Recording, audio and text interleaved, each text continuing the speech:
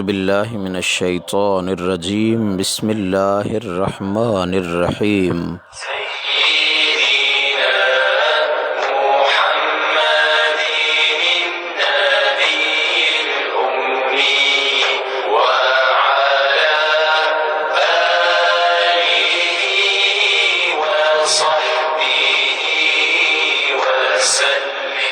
जेकी मंज जहान सोतारिय तगे तुंहिंजे लुत्फ़ जी अब्दुल लतीफ़ चवे या तो दर कमी कान अदलों छुटान कर को फेरो फज़ल जो।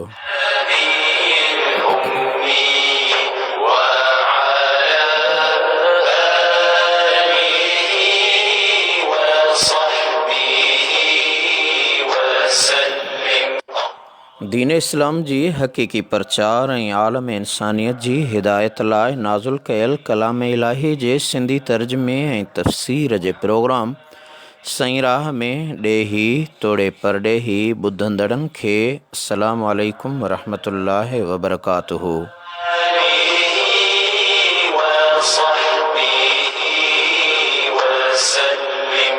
मां आहियां हवा जो मेज़बान ऐं प्रोग्राम पेशकार आजिज़ रहमतुल्लाह लाशारी ताहिरी।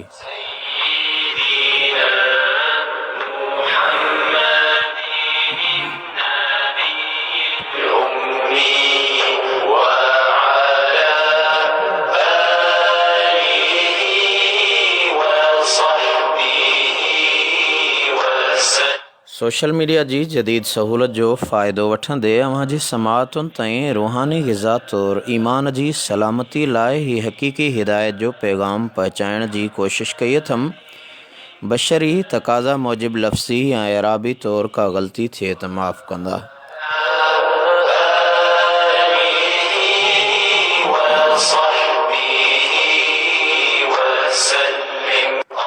दोस्तों, सईं राह जो सफ़र ऐं अॼु पाण सूरतुल बक़रह जी 102 आयत खां कलाम पाक जी तिलावत तर्जुमो ऐं तफ़सीर पढ़ंदासीं इन उमेद सां त अल्लाह ताला असां खे पंहिंजे प्यारे महबूब सल्लल्लाहु अलैहि वसल्लम ते नाज़िल कयल संदसी पाक किताब जे हुक्मनि जे मथां अमल करण जी तौफ़ीक़ अता फ़रमाए। जी दोस्तों, अॼोके हिन प्रोग्राम जे अंदरि अव्हांखे मुख़्तलिफ़ आयतुनि जो तर्जुमो ऐं तफ़सीर ॿुधाइबो। ख़ासि करे अॼोके प्रोग्राम जो मौज़ू ॿ अहम ॻाल्हियूं आहिनि।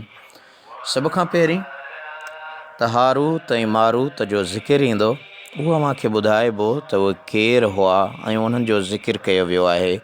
उन खां पोइ पाण करीम सल्लल्लाहु अलैहि वसल्लम जन जे वालिदैन जे हवाले सां अबे ऐं अमर जे हवाले सां हज़रत अब्दुल्लाह साईं ऐं अम्मा आमिना साईं जे हवाले सां मुख़्तलिफ़ ॻाल्हियूं जेके गर्दिश कनि पियूं त छा हुज़ूर जा वालिदैन मुस्लमान मोमिन हुआ या न। इहो तमामु तहक़ीक़ी इल्मी दलील अॼु अव्हांजे साम्हूं अव्हांजे समाअतुनि ताईं ज़रूरु पहुचाइण जी कोशिशि कबी।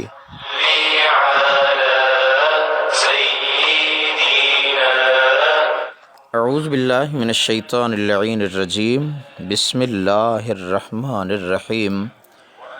वत्तबऊ मा तत्लुश्शयातीन अला मुल्कि सुलैमान वमा कफ़र सुलैमान वलाकिन्नश्शयातीन कफ़रू युअल्लिमूनन्नास अस्सिह्र वमा उन्ज़िल अलल मलकैनि बिबाबिल हारूत व मारूत वमा युअल्लिमान मिन अहदिन हत्ता यक़ूला इन्नमा नहनु फ़ितनतुन फ़ला तकफ़ुर फ़यतअल्लमून मिन्हुमा मा युफ़र्रिक़ून बिही बैनल मर्इ व ज़ौजिहि वमा हुम बिदॉर्रीन बिही मिन अहदिन इल्ला बिइज़्निल्लाह वयतअल्लमून मा यदुर्रुहुम वला यनफ़उहुम वलक़द अलिमू लमन इश्तराहु मा लहू फ़िल आख़िरति मिन ख़लाक़ वलबिअस मा शरौ बिही अनफ़ुसहुम लौ कानू यअलमून वलौ अन्नहुम आमनू वत्तक़ौ लमसूबतुम मिन इंदिल्लाहि ख़ैर लौ कानू यअलमून। ऐं पैरवी करण लॻा उन जी जो पढ़ियो थिए शैताननि हज़रत सुलेमान जी बादशाहीअ जे वक़्त में हालांकि सुलेमान त को बि कुफुर न कयो हो, बल्कि शैताननि ई कुफुर जो कयो हो, जो सेखारींदा हुआ माण्हुनि खे जादू, ऐं उहो बि जो नाज़ुल कयो वियो ॿिनि मलाइकनि ते बाबुल शहर में। उन्हनि जा नाला हारूत ऐं मारूत हुआ, ऐं न थे पढ़ियाऊं कंहिं हिक खे तां जो चयाऊं थिए त तहक़ीक़ असीं आज़माइश में आहियूं, पोइ तूं त कुफुर न कर। उन जे बावजूद पोइ सिखंदा हुआ उन्हनि ॿिन्ही खां उहो जादू जो जुदाई विझंदा हुआ उन सां मुड़ुस ऐं उन जी ज़ाल में, ऐं नाहिनि उहे नुक़सान ॾींदड़ उन सां कंहिंखे, नाहिनि उहे नुक़सान ॾींदड़ उन सां कंहिं हिक खे अल्लाह जे इज़्न खां सवाइ, ऐं सिखनि था उहा शइ जो नुक़सान ॾिए उन्हनि खे ऐं नथी नफ़ो ॾेई सघे उन्हनि खे। ऐं अलबत्ता चङी तरह ॼातो हुआऊं त अलबत्ता जो शख़्स बि ख़रीद कंदो उन इल्म खे त नाहे उन लाइ आख़िरत में को भाङो अल्लाह जी रहमत मां, ऐं अलबत्ता बुछड़ी आहे उहा शइ जो विकिणियाऊं उन जे बदिले में जानियो पंहिंजूं।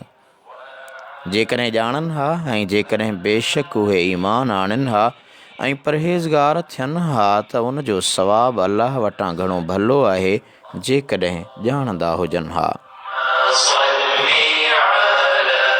दोस्तो, 102 ऐं 103 आयत उन्हनि जो तर्जुमो अवां लफ़्ज़ी तर्जुमो, अखरी तर्जुमो, आम तशरीही तर्जुमो अवां ॿुधंदा आहियो, पर मां कोशिशि कंदो आहियां त उन लफ़्ज़ जी जेका अल्लाह ताला जीअं जो तीअं हुकुम ख़ुदाबंदी आयो आहे, ख़ुदा पाक फरमायो, ईअं ई उन्हनि जो लफ़्ज़ी तर्जुमो अव्हां जे समाअतुनि ताईं पहुचाइजे। इन जे लाइ वरी पोइ तफ़सीर पढ़ंदो आहियां, अव्हां खे ॿुधाईंदो आहियां त जीअं अव्हां उन जे असुल बुनियादी मक़सद खे सम्झी सघो ऐं मुंहिंजे इल्म में बि उहे अल्लाह ताला जे कलाम जूं ॻाल्हियूं अची सघनि।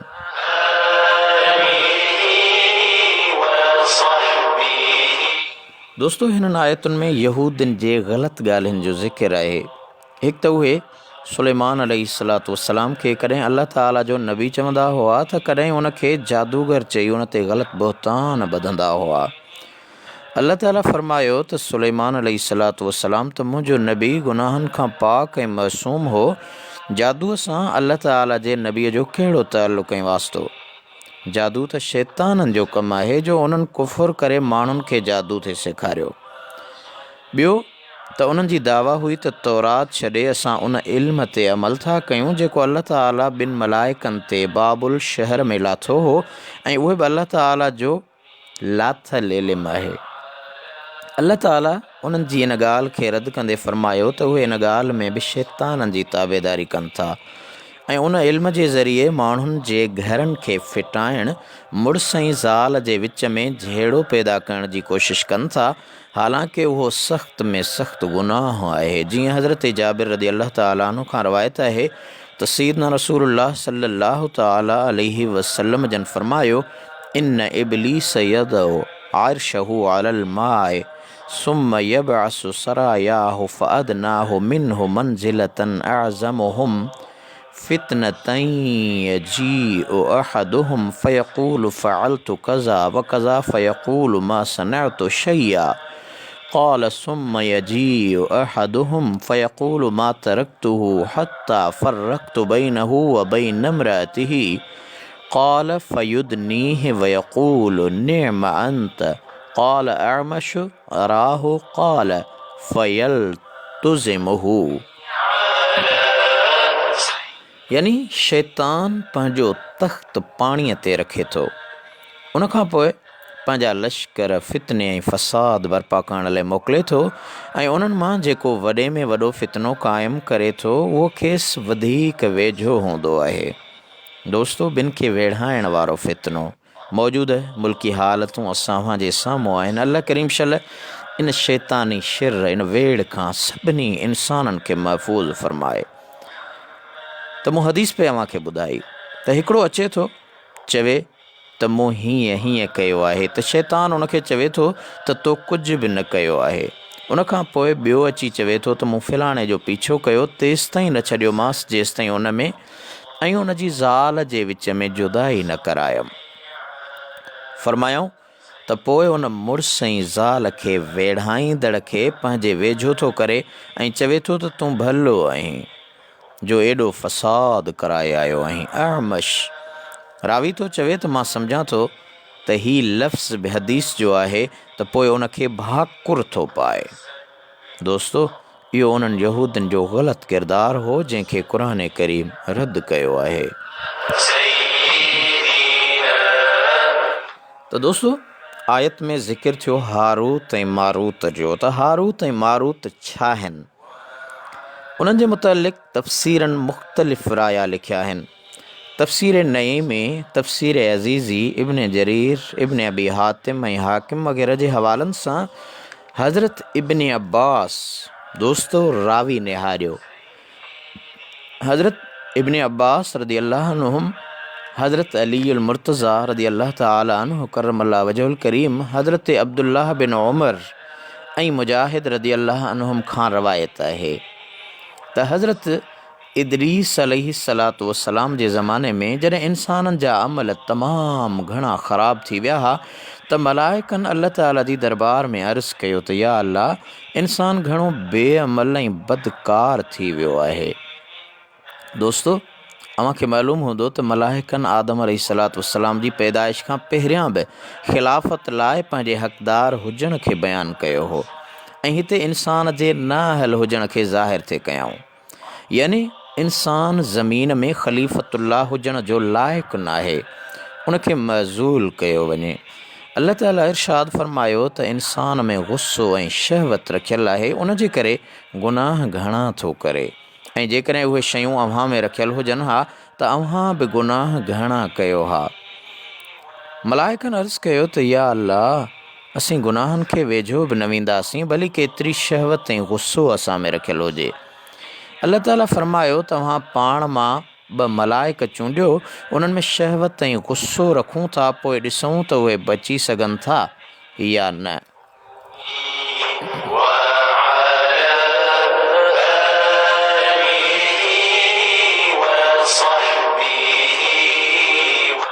दोस्तो, हारूत ऐं मारूत जेके वॾा इबादत गुज़ार मलाइक हुआ, उन्हनि खे चूंडे उन कम लाइ मुक़ररु कयो वियो। अल्लाह ताला उन्हनि में शहवत ऐं गुस्सो रखी उन्हनि खे बाबुल शहर में लाथो ऐं खेनि माण्हुनि जे फ़ैसिलनि करण जे लाइ काज़ी मुक़ररु कयो वियो। उहे ॿई इस्म आज़म पढ़ी शाम जो आसमान ते चढ़ी वेंदा हुआ ऐं सुबुह जो रोज़ानो फ़ैसिलनि जे लाइ लही ईंदा हुआ।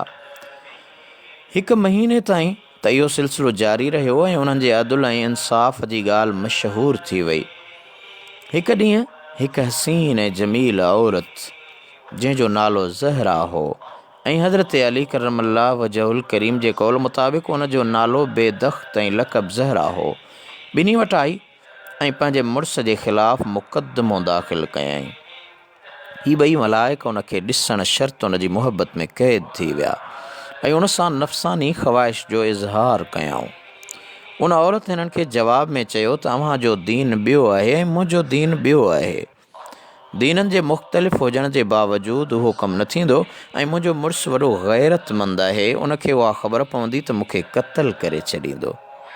अव्हां जेकॾहिं इहा ख़वाहिश पूरी करणु चाहियो था त पहिरियां मुंहिंजे बुत खे सजदो कयो ऐं पोइ मुंहिंजे मुड़ुस खे क़त्ल कयो त मां अव्हां जी ऐं अव्हां मुंहिंजा आहियो। दोस्तो, हारूत ऐं मारूत पहिरियां त उन इनकार कयो इन ॻाल्हि जो, पर उन्हनि जी दिलि में जेका इश्क जी बाहि भड़कियल हुई, तंहिंखां तंग थी खेसि पैगाम मोकिलियऊं त असीं तुंहिंजे घर अचणु घुरूं था। उन अर्ज़ु कयो त भली अचो। ही ॿई यानी हारूत ऐं मारूत जॾहिं उन जे घर पहुता त उन औरत पाण खे सिंगारे हार सिंगार करे ऐं हिननि खे चयो तव्हां मूंखे इस्म आज़म सेखारियो, या मुंहिंजे बुत खे सजदो कयो, या मुंहिंजे मुड़ुस खे क़त्ल कयो, या शराब पीओ, त पोइ मां अव्हांजी ख़वाहिश पूरी करण लाइ तयारु आहियां। उन्हनि सोचियो त इस्म आज़म इलाही इसरार मां आहे, उनजो ज़ाहिर करणु सही न आहे। बुत खे सजदो करणु शिरक ऐं उन जे मुड़ुस खे क़त्ल करणु बि वॾो ज़ुल्म आहे। उनखां भलो आहे त शराब था पियूं ऐं उनखे औरत खे हारूत ऐं मारूत चयो त वञ शराब खणी अच। दोस्तो, उन शराब हाज़िर कयो ऐं हीअ शराब पी जॾहिं मस्तु थी विया, नशो चढ़ियो, त उन हिननि खां बुत खे सजदो बि करायो ऐं मुड़ुस खे क़त्ल बि करायो। ऐं खाउन इस्म आज़म बि पुछी वई। उहा पाण त इस्म आज़म पढ़ी आसमान ते चढ़ी वई ऐं अल्लाह ताला उन जे रूह खे ज़हरा तारे सां मुतसिल करे मिलाए उन जी शिकिल बि उन तारे जहिड़ी करे छॾी। पर हारूत ऐं मारूत जो जॾहिं नशो लथो त उन्हनि जी दिलि मां इस्म आज़म निकिरी चुको हो। बल्कि खाउन सफ़ा विसरी वियो हो ऐं पंहिंजे कयल कमनि ते सख़्तु विशेमान हा। अल्लाह ताला मलाइकनि खे फरमायो त इंसान त मुंहिंजे अनवार ऐं तजलियात खां परे रहण वारो आहे। उनखां गुनाह थिया थिए त तव्हां चयो त वॾो गुनहगार आहे। पर ही ॿई त रोज़ानो इस्म आज़म पढ़ी मथे अचण वारा हा, पोइ बि शहवत खां मग़लूब थी एतिरा ॾोह करे वेठा। मलाइकनि अर्ज़ु कयो त या अल्लाह, वाक़ई इंसान वॾी आज़माइश मां गुज़रे थो, उन लाइ मग़फ़िरत जी दुआ कंदा रहंदासीं। उनखां पोइ हारूत ऐं मारूत ॿई हज़रत इदरीस अलैहिस्सलातु वस्सलाम जन जी ख़िदमत में हाज़िर थिया ऐं पंहिंजी मग़फ़िरत लाइ शफ़ाअत जी तलब कयऊं। पाण संदन हक़ में दुआ घुरियाऊं। घणनि ॾींहंनि खां पोइ अल्लाह ताला जो हुकुम आयो त इन्हनि ॿिन्ही खे अख़्तियार आहे या दुनियावी अज़ाब क़बूल कनि या आख़िरत जो। दोस्तो, हज़रत इदरीस अलैहिस्सलातु वस्सलाम जन उन्हनि खे इहो हुकुम ॿुधायो। उन्हनि अर्ज़ु कयो त अल्लाह जा नबी, दुनिया जो अज़ाब फ़ानी आहे ऐं आख़िरत जो अज़ाब हमेशह रहण वारो आहे। असांखे दुनिया जो अज़ाब क़बूल आहे। अल्लाह ताला फरमायो त उन्हनि खे लोह जे ज़ंजीरुनि में विझी बाबुल शहर जे खूह में ऊंधो करे टंगे छॾियो। दोस्तो, उन खूह में जहन्नम जी बाहि जा भड़का अचनि था ऐं ही टंगिया पिया आहिनि ऐं मलाइक हर वक़्तु उन्हनि खे मारण लाइ ईंदा रहनि था। सख़्तु उन जे करे उन्हनि जूं ज़ुबानूं ॿाहिरि निकितल आहिनि। हा दोस्तो, हीउ वाक़ियो लिखी पोइ अल्लामा मुफ़्ती अहमद यार ख़ान लिखियो आहे त हीउ वाक़ियो सुनन, बेहक़ी ऐं मुस्नद इमाम अहमद बिन हंबल में सही सनद सां ज़िक्र कयल आहे ऐं हाकिम पंहिंजी मुस्नद में ऐं बेहक़ी पंहिंजे सुनन में ऐं हज़रत आयशा सिद्दीक़ा रज़ी अल्लाह ताला अन्हा खां हिकु वाक़ियो रवायत कयो आहे जंहिंमें उन किस्से जी ताईद आहे, यानी हिमायत कई आहे। अहिड़ी तरह इब्न मंज़र इमाम औज़ाई खां हिकु वाक़ियो रवायत कयो आहे जंहिंमां उन जी ताईद सां गॾु इहो बि सबूत मिले थो त अञा ताईं उहे हारूत ऐं मारूत उन बाबुल जे खूह में टंगिया पिया आहिनि। दोस्तो, तफ़सीर नई में सुफ़ो 532 जुल्द पहिरियों ऐं तफ़सीर कुर्तबी सुफ़े 51 जुल्द ॿिए जो ई हवालो मूं अव्हां खे तफ़सीर अहसनुल बयान मां ॿुधायो आहे।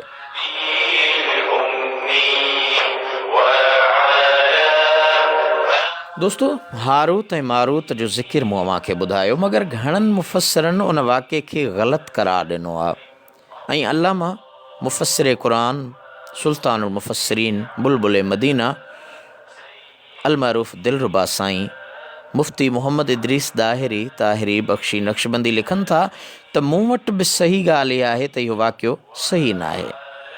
अल्लामा कुर्तबी इहो वाक़ियो बयानु करे पोइ लिखियो आहे त हीउ सभु ज़ईफ़ ऐं इब्न उमर रज़ियल्लाहु अन्हुम जे अक़ीदे ऐं ईमान खां परे आहे। उन्हनि रवायतुनि मां का बि सही न आहे। अहिड़ो उहो कौल जंहिंखे मलाइकनि सां ॻोल्हण लाइ मुक़ररु थियल उसूल त उहे मासूम ऐं पाक आहिनि क़बूल नथो करे।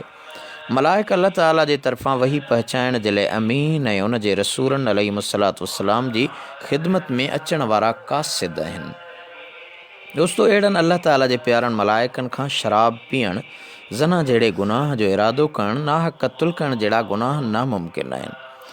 साॻे बुज़ुर्ग कुर्तबी अलैहि रहमत अॻिते लिखियो आहे त जेके रावी इहा रवायत आणनि था त उहा औरत तारो बणिजी मथे पहुती ऐं उनखे ज़हरा तारे जी शिकिल मिली, इहा ॻाल्हि बि ख़ुदि उन रवायत खे कूड़ो साबित करे रही आहे, छो त उहे तारा त अॻु में पैदा थियल आहिनि। जीअं हदीस पाक में आयो आहे त जॾहिं अल्लाह ताला आसमान पैदा कया त उन्हनि में 7 फिरंदड़ तारा बि पैदा कयईं, ज़ुहल ऐं मुश्तरी ऐं बहराम ऐं अतारद ऐं ज़हरा ऐं शम्स ऐं कमर। इहा ई अल्लाह ताला जे फ़रमान कुल्लुन फ़ी फ़लकिन यसबहून जी माना आहे ऐं इन रवायत मां साबित आहे त ज़हरा तारो त आदम अलैहिस्सलाम जे पैदा थियण खां बि अॻु में पैदा कयल हो ऐं उनखां सवाइ अल्लाह ताला जे फ़रमान जे ज़िद में मलाइक सगोरा कीअं चवंदा त असां फितने में नथा अची सघूं, इहो त सरासर कुफ़्र आहे। ऐं मलाइक सगोरा कुफुर त छा हर गुनाह खां पाक आहिनि। आख़िर में अल्लामा कुर्तबी अलैहि रहमत फ़ैसिलो ॾींदे फ़रमायो आहे त जेकी बि अहिड़ियूं रवायतूं मुफ़सरनि आंदियूं आहिनि, मलाइक सगोरा उन्हनि खां हर तरह मुनज़्ज़ह ऐं पाक आहिनि। त दोस्तो, हिन हलंदड़ दौर जे मुफ़सिर अहले सुन्नत व जमायत जे मुहक़िक़ बुज़ुर्ग ऐं मुसन्निफ़ अल्लामा पीर मोहम्मद करम शाह अल अज़हरी हिन वाक़े जे बारे में लिखियो आहे त वो रवायत के ज़हरा नामी बदकारा ने उन दोनों फरिश्तों हारूत व मारूत को अपने दामे इश्क में गिरफ़्तार कर लिया और उसके कहने पर दोनों ने शराब पी और बदकारी की और अब वो बाबुल के किसी कुएं में ऊंधे लटके हुए हैं। ये रवायत उलमाए मुहक्किकीन के नज़दीक मरदूद और गैर मकबूल है। दोस्तों, सही राह जो सफ़र जारी आहे ऐं अॻिते हली करे कुझु आयतुनि खां पोइ अॼु अहम ॻाल्हि हुज़ूर अलैहिस्सलातु वस्सलाम जंहिं आका ते असां कलमो पढ़ियो उन जे वालिदैन जे ईमान जे हवाले सां अॼु अव्हांखे मुदल्लिल दलील ॾींदुसि। मुदल्लिल दलील ॿुधाइबा त उहे अहले ईमान हुआ, मुस्लमाननि जे ज़िमरे में शामिल हुआ या न हुआ, यानी हज़रत अब्दुल्लाह ऐं बीबी आमिना रज़ी अल्लाह ताला अन्हा। त हीउ अहम मामिलो जेको असां में गर्दिश करे पियो, मुख़्तलिफ़ माण्हू हुज़ूर जे वालिदैन जे लाइ ॻाल्हियूं ज़ाहिर कनि था, इन जे लाइ असां परे आहियूं दीन खां, इल्म खां। त हीउ जेको मथे मूं अर्ज़ु करे वियुसि, यानी हिननि ख़बरुनि हदीसुनि मां का बि शइ सही या सकीम नबी सल्लल्लाहु अलैहि वसल्लम खां रवायत कयल न आहे ऐं हीअ यहूदियुनि जे किताबनि ऐं उन्हनि जे हथ सां ठाहियल ॻाल्हियुनि मां आहिनि। हिकिड़ा मुफ़सिर लिखनि था त उहे शैतान हुआ ऐं क़ुर करीम जी इबारत वलाकिन शयातीन कफ़रू में अशयातीन खां हारूत ऐं मारूत बदल आहिनि। दोस्तो, हिकु त मलाइक हर गुनाह खां मासूम आहिनि ऐं उन जा दलील, ॿियो त सहर छा आहे ऐं उन जा अहकाम कहिड़ा आहिनि। हाणे पहिरियों इहा ॻाल्हि क़ुर करीम मां साबित आहे त अल्लाह ताला जो फ़रमान आहे बल इबादुम मुकरमून ला यस्बिकूनहु बिलक़ौल वहुम बिअम्रिही यामलून, यानी मलाइक अल्लाह जा इज़त वारा बाना आहिनि, उन खां कौल में अगराही न कंदा आहिनि ऐं उहे उन जे अमर सां अमल कंदा आहिनि। अहिड़ी तरह ॿियो फ़रमान ख़ुदावंदी आहे यख़ाफ़ून रब्बहुम मिन फ़ौक़िहिम व यफ़अलून मा युमरून, पंहिंजे मथां रब खां डिॼनि था ऐं जेको अमुर कया था वञनि उहो कनि था। अहिड़ा केतिरा दलील आहिनि जिन मां साफ़ साफ़ साबित आहे त मलाइक सगोरा हर गुनाह खां मासूम आहिनि। दोस्तो, ॿियो सहर छा आहे? सहर जी लुग़वी माना आहे कंहिं शइ जो पंहिंजी हक़ीक़त खां फेराइणु। धोखे ऐं ग़िज़ा जी माना में बि सहर इस्तेमालु थियल आहे ऐं राति जो पोयों हिसो जेको सुबुह खां अॻु में हूंदो आहे उन खे बि सहर चवंदा आहिनि। ऐं इस्तिलाह में सहर अहिड़ो अमल आहे जंहिंसां शैतान खे ख़ुशि करे उन जे मदद जे वसीले उन जो कुर्ब हासिलु थिए ऐं शैताननि खे राज़ी करण जा मुख़्तलिफ़ तरीक़ा आहिनि। कॾहिं अहिड़ा मंतर अख़्तियार कया था वञनि जिन में कुफ़्र ऐं शिरक वारा अल्फाज़ आहिनि ऐं शैताननि जी तारीफ़ कयल हूंदी आहे, या तारनि जी इबादत अख़्तियार कयल हूंदी आहे जंहिंसां शैतान ख़ुशि थींदा आहिनि।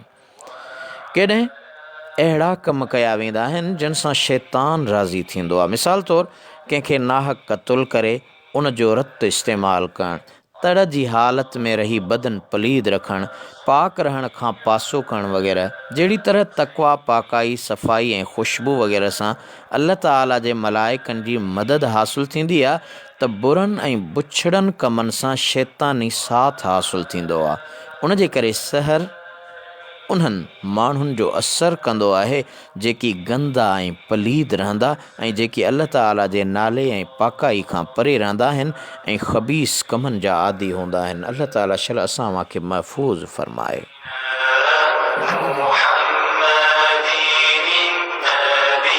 दोस्तो, जंहिं सहर में कुफ़र जो अमल अख़्तियार कयो, जादू में जीअं शैताननि खां मदद घुरण या सितारनि जे तासीर खे मुस्तक़िल मञणु वग़ैरह, त उहो सरीह कुफ़र आहे। ऐं जेकॾहिं अहिड़ो को लफ़्ज़ न आहे, सिर्फ़ु वॾे गुनाह जो कमु करायो थो वञे, त पोइ वॾो गुनाह आहे।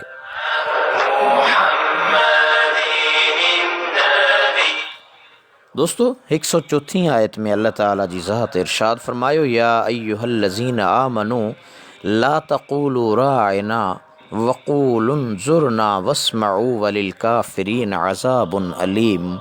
ए ईमान वारो, नबी पाक सां ॻाल्हाइण वक़्तु न चओ राइना, बल्कि चओ उनज़ुरना, नज़र फरमायो असां ते, ऐं गौर सां ॿुधो, ऐं काफ़रनि जे लाइ दर्दनाक अज़ाब आहे।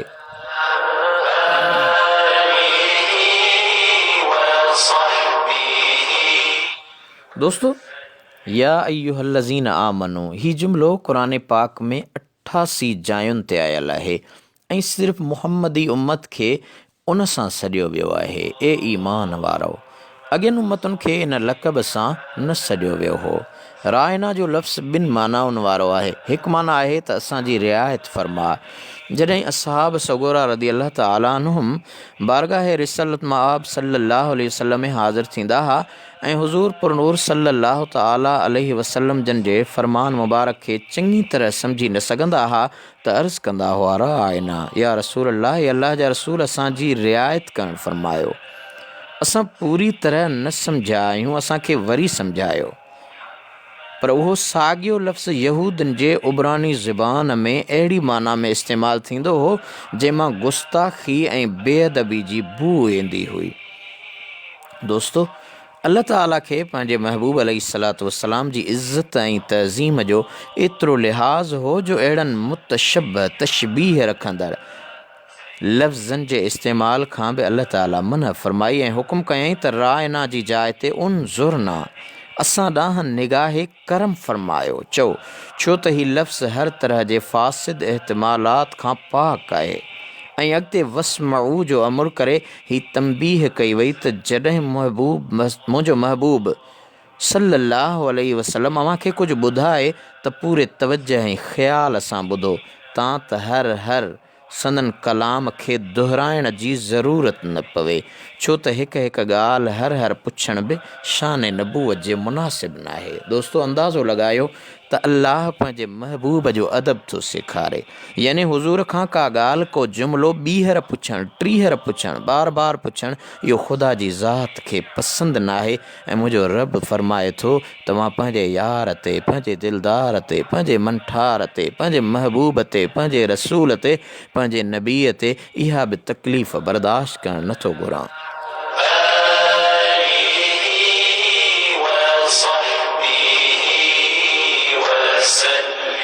दोस्तों, हिन आयत सगूरी मां हबीब अकरम नूर मुजस्सम हादी आलम सल्लल्लाहु अलैहि वसल्लम जन जी दरबार जे आदाब जो अंदाज़ो लॻायो, जेको लफ़्ज़ असाबन सगोरन रज़ियल्लाहु ताला अन्हुम अदब ऐं तज़ीम सां इस्तेमालु करण ते फ़रमायो ऐं उन्हनि जी नीयत में ख़ुलूस ऐं मुहबत खां सवाइ कुझु बि न हो, पर उहो सिर्फ़ु बेअदब यहूदनि जे इस्तेमालु कयल लफ़्ज़ सां मिलियो थिए त उन खां रोकियो वियो। मुहक़िक़ उलमा लिखनि था त हिन आयत में हिन ॻाल्हि जो दलील आहे त जिन लफ़्ज़नि में बेअदबी ऐं तनकीस जो रुगो एहतिमाल आहे त उन्हनि खे बि शान हबीब सल्लल्लाहु अलैहि वसल्लम में इस्तेमालु करण खां पासो कजे। संदन दरबार इंतहा अदब जी जाइ आहे। अल्लामा इब्न कसीर लिखियो आहे त ही आहे मक़सद इन आयत जो त अल्लाह ताला मोमिननि खे काफ़रनि सां फ़ेल ऐं कौल में मुशाबिहत करण खां रोकियो आहे।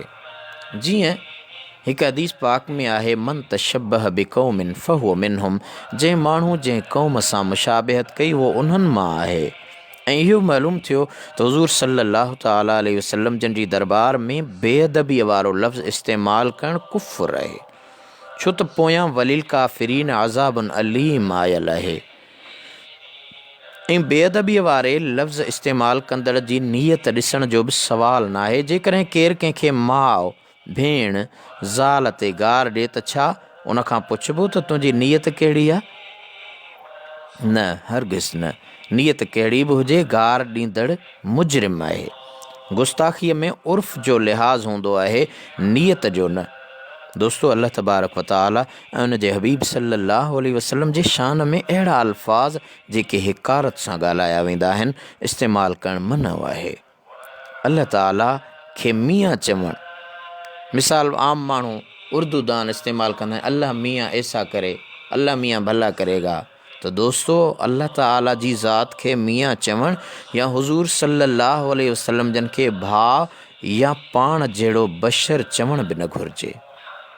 क़ुरान पाक जे लफ़्ज़ उनज़ुरना चओ मां साबित थियो त हुज़ूर सल्लल्लाहु अलैहि वसल्लम जन जी ख़िदमत में रहम ऐं करम करण जी दरख़्वास्त ॾियणु जाइज़ आहे। छो त या अय्युहल्लज़ीना आमनू में ज़माने ऐं जाइ जो क़ैद लॻल न आहे। दुनिया मां हयाती ख़तमु थियण सां सभु शरई हुकुम बि ख़तमु थी वेंदा, मगर हुज़ूर सल्लल्लाहु अलैहि वसल्लम जन खे रहम ऐं करम जी दरख़्वास्त क़ब्र ऐं क़यामत में बि करणी पवंदी आहे। दोस्तो शफ़ाअत जे हदीसुनि ते ग़ौर कयो त सभु ॻाल्हि वाज़े ऐं रोशन आहे। माण्हुनि खे जॾहिं सभु अंबिया सगोरा अलैहिमुस्सलातु वस्सलाम मोटाए छॾींदा त माण्हुनि लाइ हिकु ई मुहम्मदी सल्लल्लाहु अलैहि वसल्लम दरवाज़ो खुलियल हूंदो। जी हा, हिकिड़ो ई मुहम्मदी गेट हूंदो ऐं हज़रत ईसा अलैहिस्सलातु वस्सलाम बि उन जे दरवाज़े जो ॾिसु ॾींदो त ए आदम, ए इदरीस, ए दाऊद, ए इब्राहीम, ए इस्माईल, ए मूसा कलीमुल्लाह ॾांहुं वञण वारो हिकिड़ो ई दरवाज़ो आहे, ओॾे वञो। जीअं आशिक़ रसूल फरमायो न त हशर ॾींहं हूंदा सवें राज राणा, तनी में मुहम्मद परे खां सुञाणा, हूंदुसि छोटकारे जो झंडो हथनि में, जीअं गुल गुलाबी आहे सुहिणो गुलनि में।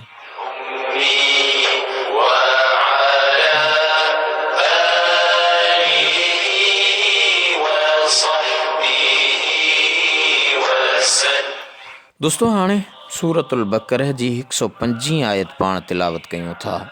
अल्लाह ताला फरमायो मा यवद्दुल्लज़ीन कफ़रू मिन अहलिल किताब वलल मुशरिकीन अन युनज़्ज़ल अलैकुम मिन खैरिम मिर रब्बिकुम वल्लाहु यख्तस्सु बिरहमतिही मन यशाअ वल्लाहु ज़ुल फ़द्लिल अज़ीम।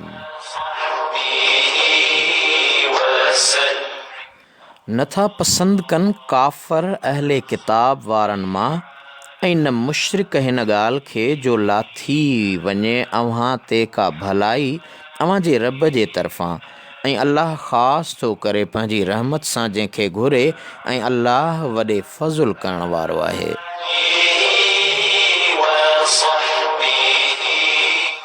दोस्तों यहूदियुनि खे इहो ॾुखो हो त नबूवत बनी इसराईल जे बजाए बनी इस्माईल खे छो मिली, ऐं मुशरिकनि खे वरी इहो सदमो पहुतो हो त नबी जो इंतिख़ाब मके ऐं ताइफ़ जे रईसनि मां छो न कयो वियो। ऐं हुज़ूर पुरनूर सल्लल्लाहु अलैहि वसल्लम जन जी ज़ात जेका दुर्रे यतीम वांगुरु यतीमीअ ऐं मिसकीनीअ जी हालत में रही आहे, उहा नबूवत जे लाइ कीअं मौज़ून थी। अल्लाह ताला ॿिन्ही धुरियुनि जे ख़्याल खे रद्द कंदे फ़रमायो त नबूवत मुंहिंजी रहमत ऐं करम आहे, ऐं मां पंहिंजे फ़ज़ुल करण में मर्ज़ी वारो आहियां, जंहिंखे घुरां त नवाज़ियां ऐं जंहिंखे अता कयां त मुंहिंजो अख़्तियार आहे। अव्हां सां मशवरे ऐं सलाह करण जी मूंखे का ज़रूरत न आहे। दोस्तों 106 आयत सूरतुल बक़रह जी मा नंसख़ मिन आयतिन औ नुनसिहा नअति बिख़ैरिम मिनहा औ मिस्लिहा अलम तालम अन्नल्लाह अला कुल्लि शैइन क़दीर। जेका आयत असां मनसूख़ था कयूं या उहा विसाराए था छॾियूं त आणियूं था उन खां भली या उन जहिड़ी, छा अव्हां न ॼातो त बेशक अल्लाह हर शइ ते क़ादिर आहे। यहूदी ऐं मुशरिक सादनि ऐं नवनि मुस्लमाननि जे ईमान खे लोॾनि में विझण लाइ तरह तरह शुबा पैदा कंदा हुआ। उन्हनि में हिकु शुबो ही बि हो त क़ुरान करीम हिकु ॾींहुं हिकिड़ो हुकुम थो ॾिए त ॿिए ॾींहुं उन खे बदिलाए उन जी जाइ ते ॿियो हुकुम थो आणे। ईअं करणु अल्लाह ताला जे शान जे लाइक़ु न आहे, ऐं उन मां शक थो पवे त क़ुरान अल्लाह ताला जो किताब न आहे। उन्हनि जे उन शुबे खे रद्द करण लाइ हीअ आयत नाज़ुल थी। हिन आयत में ननसख़ जो लफ़्ज़ आयल आहे जेको नसख़ खां वरितल आहे। नसख़ जी लुग़वी माना आहे हिकु शइ विञाए उन जी जाइ ते ॿी शइ आणणु। दोस्तों ऐं फ़िक़ही उसूल जी ख़ासि इस्तिलाह में नसख़ जी माना आहे बयान, यानी पहिरें हुकुम जे पूरे थियण जो बयान। अल्लामा कुर्तबी अलैहि रहमत लिखियो आहे इन आयत जे तफ़सीर में त अहले सुन्नत जे हाज़िक आलिमनि जो चवणु आहे त नसख़ जी माना आहे शरई साबित हुकुम खे पोयां अचण वारे फ़रमान सां ज़ाइल करणु। ख़ुलासो हीअ आहे त अल्लाह ताला के मख़सूस वक़्त ताईं को हुकुम फ़रमायो ऐं उन वक़्त जो इल्मु खेसि हो त हिन वक़्त ताईं ही हुकुम आहे, उनखां पोइ ॿियो हुकुम फ़रमायाईं, उनखे नसख़ सॾियो वियो आहे। ऐं इहो अकुल बि तस्लीम करे थो, जीअं को डॉक्टर कंहिं बीमार खे 2 हफ़्तनि लाइ का दवा तजवीज़ करे ॾिए, उनखां पोइ मरीज़ जी तबियत खे ॾिसी दवा तब्दील करे त उन में का बि कबाहत न आहे ऐं न को सम्झंदो। अहिड़ी तरह जेकॾहिं मालिक ऐं ख़ालिक पंहिंजनि बाननि जे लाइ हिकु हुकुम नाज़िल करे कुझु वक़्त खां पोइ उन्हनि बाननि जी भलाईअ लाइ उन में तब्दीली आणे त उन ते एतिराज़ छो कयो वञे। इहा त आइन हिकमत आहे। अरब जहिड़े अणसुलझल क़ौम खे शरई हुकुमनि ते पाबंद करण लाइ तदरीजन यानी आहिस्ते आहिस्ते हुकुमनि नाज़िल करण जी ज़रूरत हुई। आख़िर में अल्लाह ताला सभिनी एतिराज़ कंदड़नि जे मुंहुं बंदि करण जे लाइ हीअ बि फ़रमायो त मां मुतलिक़ तरह हर शइ ते क़ादिर आहियां, जेको घुरां सो कयां, अव्हांखे एतिराज़ करण जो कहिड़ो हक़ आहे।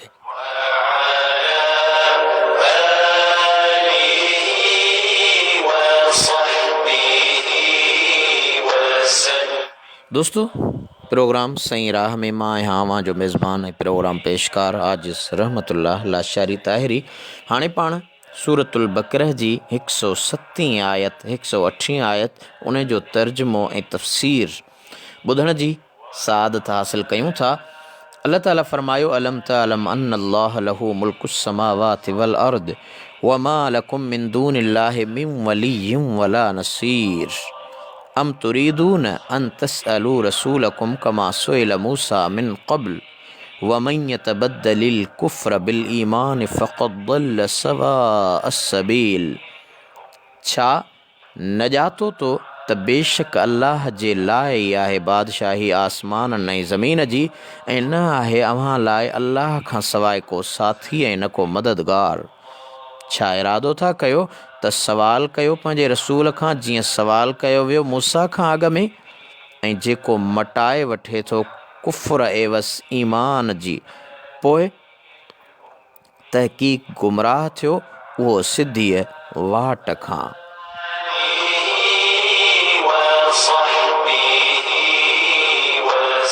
जी दोस्तों, हुकुम थियो त जेको मटाए वठे थो कुफ्र एवज़ ईमान जे, पोइ तहक़ीक़ गुमराह थियो उहो सिधी वाट खां।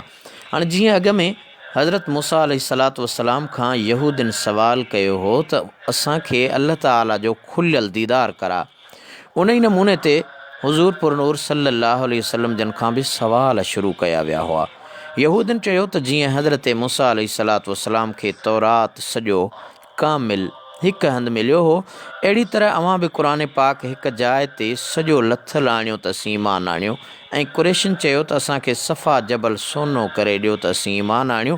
ऐं के चवणु लॻा त असां वटि अल्लाह ऐं मलाइक अचनि त पोइ मञूं वग़ैरह। दोस्तों, अल्लाह ताला हिन आयत में मना कंदे फ़रमायो त छा अव्हां बि पंहिंजे प्यारे रसूल मक़बूल सल्लल्लाहु अलैहि वसल्लम खां अहिड़ा सवाल था कयो जहिड़ा हज़रत मूसा अलैहिस्सलातु वस्सलाम खां कया विया हुआ। अव्हां अहिड़ा सवाल न कयो, न त गुमराह थी वेंदव। अव्हांखे जिन हुकुमनि जे अदा करण जो फ़रमान मिले उहे अदा कयो, जिन खां रोकियो वञे उहे न कयो, ऐं जिन ॻाल्हियुनि ते अल्लाह ताला ऐं उन जे रसूल सल्लल्लाहु ताला अलैहि वसल्लम जिन जे तरफ़ां माठ आहे, को बयान न आहे, त उनखे न छेड़ियो। अव्हां जी सलामती ऐं भलाई उन में आहे। सवाल करणु 2 क़िस्म आहे दोस्तों। हिकु मसइले खे सम्झण ऐं हक़ मालूम करण जे लाइ इहो सवाल सुठो आहे। जीअं अल्लाह ताला जो फ़रमान आहे, फ़स्अलू अहल ज़िक्र इन कुंतुम ला तअलमून, जेकॾहिं अव्हां नथा ॼाणो त पोइ ॼाण वारनि खां पुछो। ॿियो, दिलि में खोट रखी फितने उथारण लाइ उहो ख़राब ऐं काफ़रनि जो तरीक़ो आहे सवाल करणु। इहो अख़्तियार न करणु घुरिजे, इहो कुफ़्र आहे, ऐं जेको ईमान जे बदिले में कुफ़्र वठंदो उहो सिधी वाट खां परे आहे। तो दोस्तों असांखे आदी न हुजणु खपे कॾहिं बि कंहिं आलिम कंहिं अलाह वारे कंहिं बुज़ुर्ग कंहिं उस्ताद कंहिं अहले इल्म खां सवाल कयूं त उन सवाल करण जो उनखे छेड़णु शरारत करणु मक़सदु न हुजे, बल्कि इहो मक़सदु हुजे त असीं ॼाण जे लाइ इहो सवाल करे रहिया आहियूं।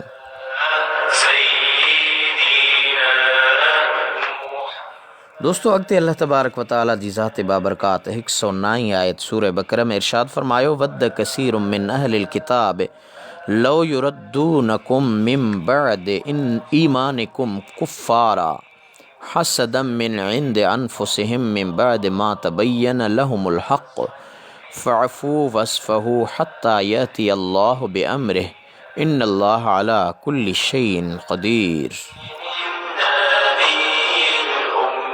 दिल सां घुरनि था घणा अहले किताब वारनि मां त मोटाइनि अव्हांखे अव्हां जे ईमान आणण खां पोइ काफ़र करे। इहो सभु कुझु हसद करण जे करे उन्हनि जे दिलनि मां उन खां पोइ जो ज़ाहिर थियो। उन्हनि लाइ हक़ पोइ माफ़ कयो ऐं दरगुज़र फरमायो तव्हांजो हाणे अल्लाह उन्हनि जे बारे में पंहिंजो हुकुम बेशक अल्लाह हर शइ ते क़ादिर आहे।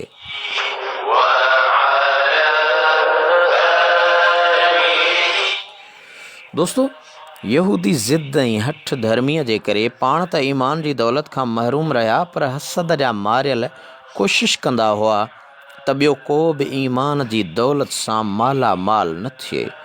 मुसलमाननि खे फेराइण लाइ हर वक़्तु कोशिश कंदा रहंदा हुआ। अल्लाह ताला मुसलमाननि खे फरमायो त अव्हां उन्हनि जे शरारतुनि ऐं फितननि खां दरगुज़र कंदा रहो ऐं फ़िलहाल माफ़ कंदा कयो। हर हिकु ॻाल्हि ते उन्हनि सां विढ़ण जी ज़रूरत न आहे। जॾहिं मुनासिब वक़्तु ईंदो त उन्हनि खे ख़तमु करण जो हुकुम ॾिनो वेंदो। पोइ अल्लाह ताला इहो वाइदो पूरो कयो ऐं जिहाद जूं आयतूं नाज़िल फरमायूं जंहिंखां बैदि यहूदियुनि सां बि अहिड़ो बर्ताव रखियो वियो ऐं हर कंहिं सां उन जी हैसियत और उन जे फ़साद जे बदिले में क़त्ल करण या जलावतनी या जिज़िये ते अमल कयो वियो।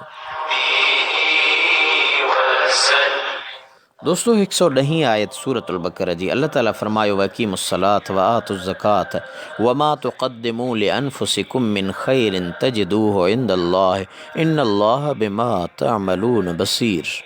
ऐं क़ाइमु कयो निमाज़ ऐं ॾींदा रहो ज़कात ऐं जेकी अॻिते मोकिलींदव पंहिंजे लाइ चङाई त लहंदव उहा अल्लाह वटि, बेशक अल्लाह जेकी कयो था ॾिसंदड़ आहे।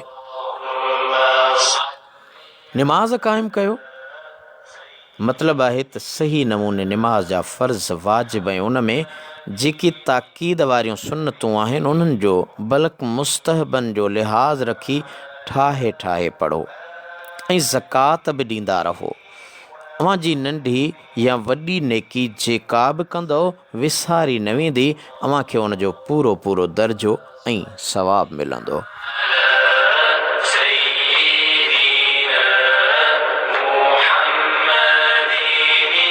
दोस्तों हाणे पाण सूरतुल बकरा जी 111 ऐं उन सां गॾोगॾु 112 आयत सगोरी ऐं 113 आयत सगोरी तिलावत करे उन जो तर्जुमो ऐं तफ़सीर ॿुधंदासीं। अहम मौज़ू ईंदड़ आयत में बयानु थी रहियो आहे।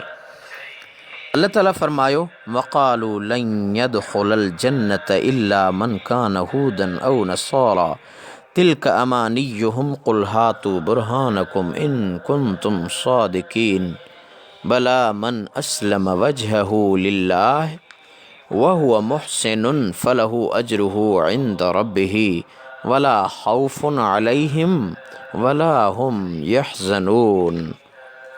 ऐं चवण लॻा त असुल न दाख़िल थींदा बेहिश्त में मगर जेके यहूदी हूंदा या नसारा उहे उन्हनि जूं सधूं आहिनि।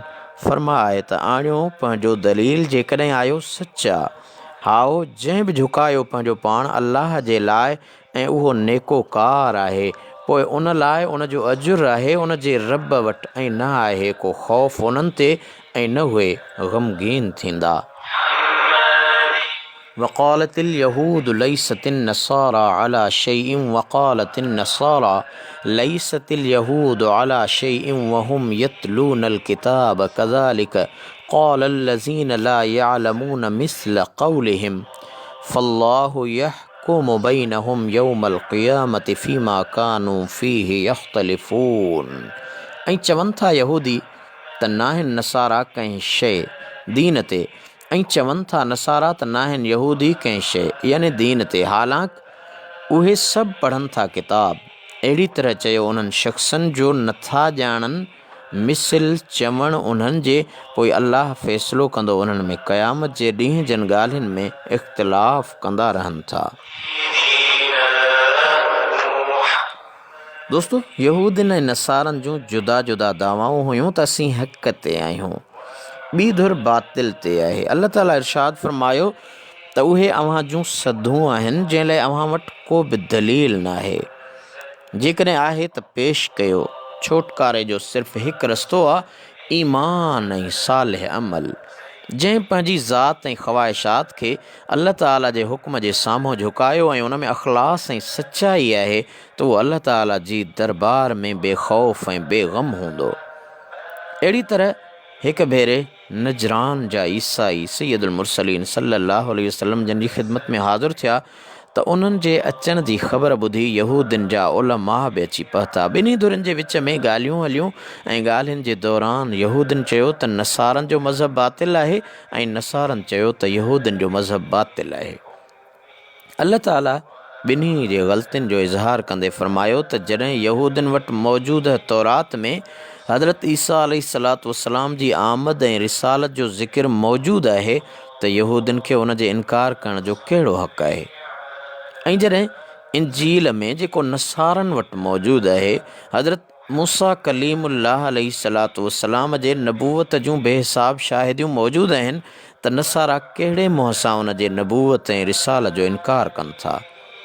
नतीजो इहो निकितो त सच जी दामन ॿिन्ही धुरियुनि जे हथनि मां निकिरी वई आहे।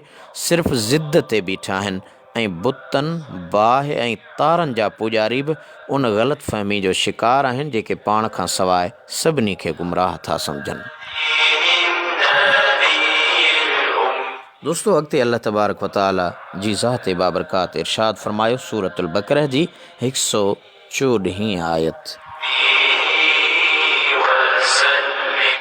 प्रोग्राम सही राह मां आहियां हवां जो मेज़बान ऐं प्रोग्राम पेशकार आजिज़ रहमतुल्लाह लाशारी ताहिरी। वमन अज़लमु मिम्मन मनअ मसाजिद अल्लाह अन युज़्कर फ़ीहा इस्मुहु वसअ फ़ी ख़राबिहा उलाइका मा कान लहुम अन यदख़ुलूहा इल्ला ख़ाइफ़ीन लहुम फ़िद्दुनिया ख़िज़्युन व लहुम फ़िल आख़िरति अज़ाबुन अज़ीम।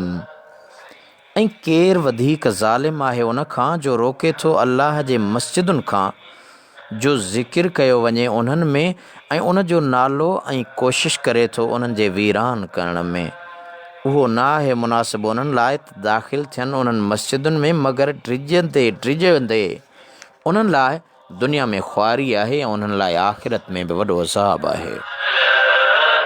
दोस्तो, अल्लामा जलालुद्दीन सुयूती अलैहि रहमत हज़रत इब्न अब्बास रज़ी अल्लाह ताला अन्हुमा खां रवायत आंदी आहे त उहे वॾा ज़ालिम हुआ जिन अल्लाह ताला जे मस्जिद बैतुल मुक़द्दस में नमाज़ पढ़ण खां माण्हुनि खे रोकियो थिए ऐं उन में गंदगी उछलाईंदा हुआ।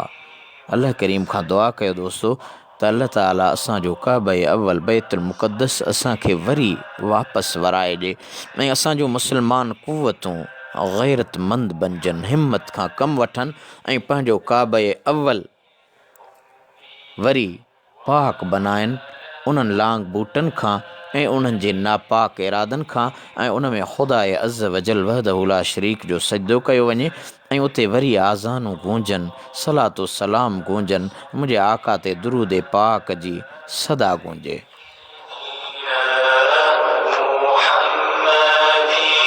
त दोस्तो, 114 आयत जो तफ़सीर मूं अव्हांखे पे ॿुधायो। मुफ़स्सिर इब्न जरीर सदी खां रवायत आंदी आहे त उहे रूम जा नसारा हुआ जिन बैतुल मुक़द्दस खे फिटाइण में बख़्त नसर बादशाह जी मदद कई हुई। किन मुफ़स्सिरनि लिखियो आहे त रूम जे ईसाइनि पंहिंजे बादशाह टाइटस सां गॾिजी यहूदियुनि खां पलांद वठण लाइ फ़लस्तीन ते चढ़ाई कई ऐं बैतुल मुक़द्दस खे वीरान ऐं बर्बाद कयो ऐं उन जी शानदार इमारत खे खॾा बनाए छॾियो। तॾहिं रब पाक फरमायो जन जा अहिड़ा अमल आहिनि छा उहे पाण खे हक़ जो अलमबरदार चई सघनि था। अहिड़ी तरह मके पाक में रहंदड़ मुशरिकनि हुज़ूर सल्लल्लाहु अलैहि वसल्लम ऐं इस्लाम क़बूल कंदड़ मुस्लमाननि खे मस्जिद हराम बैतुल्लाह वारी मस्जिद में केतिरो वक़्तु इबादत करण खां रोके छॾियो हो। छा उन्हनि मुशरिकनि खे ठहे थो जो उहे हिदायत ते हुजण जी ॻाल्हि कनि। अल्लाह ताला मस्जिदुनि खे उन्हनि जे रहम करम ते न छॾियो। नेठि मको पाक फ़तेह थियो ऐं उन्हनि मुशरिकनि लाइ रहण जी जाइ या संदन को निशान बि न रहियो। अहिड़ी तरह बैतुल मुक़द्दस ते बि अल्लाह ताला उहो वक़्तु आंदो जो मुस्लमाननि उनखे आबाद कयो। आख़िर में अल्लाह ताला फरमायो त उन्हनि लाइ दुनिया में ख़्वारी आहे ऐं इहा इन तरह जो यहूदी जला वतन कया विया ऐं ईसाई बादशाहतूं ख़तमु थियूं ऐं उते इस्लाम जा झंडा लॻाया विया ऐं आख़िरत जो अज़ाब त उन्हनि लाइ यकीनी आहे जेको हली अखियुनि सां ॾिसंदा। वलिल्लाहिल मशरिक़ु वल मग़रिबु फ़अयनमा तुवल्लू फ़सम्म वजहुल्लाह इन्नल्लाह वासिउन अलीम। ऐं अल्लाह जो आहे ओभर ऐं ओलह, पोइ जेॾांहुं बि मुंहुं कंदो पोइ उते आहे ज़ात अल्लाह जी। बेशक अल्लाह कुशादी रहमत वारो घणो ॼाणंदड़ आहे। दोस्तो 115 आयत अवां ॿुधी उन जी तिलावत ऐं तर्जुमो। हाणे उन जो तफ़सीर ॼाणणु घुरिजे त मुंतशिर टिड़ियल पखड़ियल फ़र्द तॾहिं क़ौम बणिजंदा जॾहिं उन्हनि में ॿधी पैदा थींदी ऐं ॿधी तॾहिं पैदा थींदी जॾहिं उन्हनि जो मर्कज़ मख़सूस हूंदो। उन जे करे अल्लाह ताला हर उम्मत जो हिकु मख़सूस क़िबलो मुक़ररु कयो आहे, मगर जॾहिं माण्हुनि में इहो ख़्यालु ज़ाहिरु थियणु लॻो त उहो सिर्फ़ु शायदि कंहिं ज़ाती ख़ुसूसियत ऐं ख़ूबीअ जे करे क़िबलो बनायो वियो आहे त अल्लाह ताला ही आयत नाज़ुल फ़रमाए उन ग़लति फ़हमीअ जो अज़ालो करणु फ़रमायो त दुनिया जा तरफ़ ऐं पासा सभु अल्लाह ताला जा आहिनि। ओभर हुजे या ओलह, ॾखिण हुजे या उत्तर, सभु उन जा पैदा कयल ऐं उन जे हुक्म जा ताबे आहिनि। जेकॾहिं को तरफ़ क़िबलो बनायो थो वञे त उन जी ज़ाती भलाईअ जे करे न, बल्कि अल्लाह ताला जे हुक्म जे करे। ऐं अव्हां जो बि ओभर या ओलह सां कहिड़ो वास्तो, अव्हां त उन जे हुक्म जा बाना आहियो। मुशरिकनि मां के सिज जी पूॼा कंदा हुआ ऐं सिज ओभर खां उभरंदो आहे, उन जे करे ओभर उन्हनि लाइ तज़ीम ऐं एतिराम जो लाइक़ु हो ऐं के वरी ओलह वारे पासे जी तज़ीम कंदा हुआ। अल्लाह ताला उन्हनि सभिनी जे ख़्यालनि खे रद्द कंदे फ़रमायो त पासा पाण कुझु बि हैसियत नथा रखनि। उन्हनि जी हैसियत सिर्फ़ु एतिरी आहे त अल्लाह ताला उन्हनि खे पैदा कयो आहे ऐं उहे उन जे हुक्म हेठि आहिनि।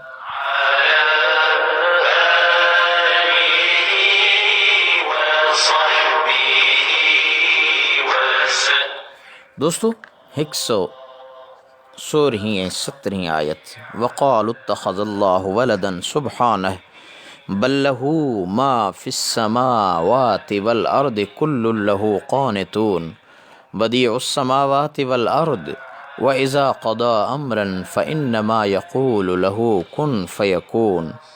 ऐं चवनि था त वरितो अल्लाह पंहिंजे लाइ औलाद पाकाई आहे उन जी इन ॻाल्हि खां, बल्कि उन जो ई आहे जेको आसमाननि में आहे ऐं ज़मीन में सभु उन जा फ़र्मा बरदार आहिनि।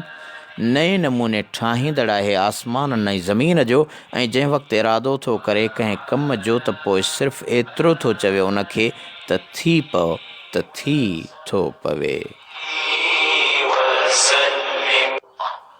दोस्तो सही राह जो सफ़र जारी आहे। अहम मौज़ू जेको अॼोके प्रोग्राम जो आहे इंशाअल्लाह चंद आयतुनि खां पोइ अचण वारो आहे। काराइती ॻाल्हि बयानु थियण वारी आहे। हींअर मूं अव्हां जे साम्हूं 117 आयत ऐं उन जो तर्जुमो तिलावत कयो। तफ़सीर में मुफ़स्सिर लिखनि था त हिननि ॿिनि आयतुनि में अल्लाह ताला यहूदिन नसारनि ऐं मुशरिकनि जे बेहूदा ॻाल्हियुनि जो ज़िक्र करणु फ़रमायो आहे त उन्हनि जो कुफ़ुर उन हद ताईं पहुतो आहे जो अल्लाह ताला जी ज़ात ते हमिलो करणु ऐं उन ॾांहुं नामुनासिब ॻाल्हियुनि जी निस्बत करण जी जुर्रत कनि था। यहूदिन हज़रत उज़ैर अलैहिस्सलाम खे, नसारनि हज़रत ईसा अलैहिस्सलाम खे अल्लाह ताला जो पुटु चयो, यानी नऊज़ बिल्ला यहूदी चवनि पिया त हज़रत उज़ैर अलैहिस्सलाम अल्लाह जो पुटु आहे, ऐं नसारा ईसाई चवनि पिया त हज़रत ईसा अलैहिस्सलाम अल्लाह ताला जो पुटु आहे, ऐं मुशरिकनि वरी मलाइकनि खे अल्लाह ताला जूं धीअरियूं सॾियो।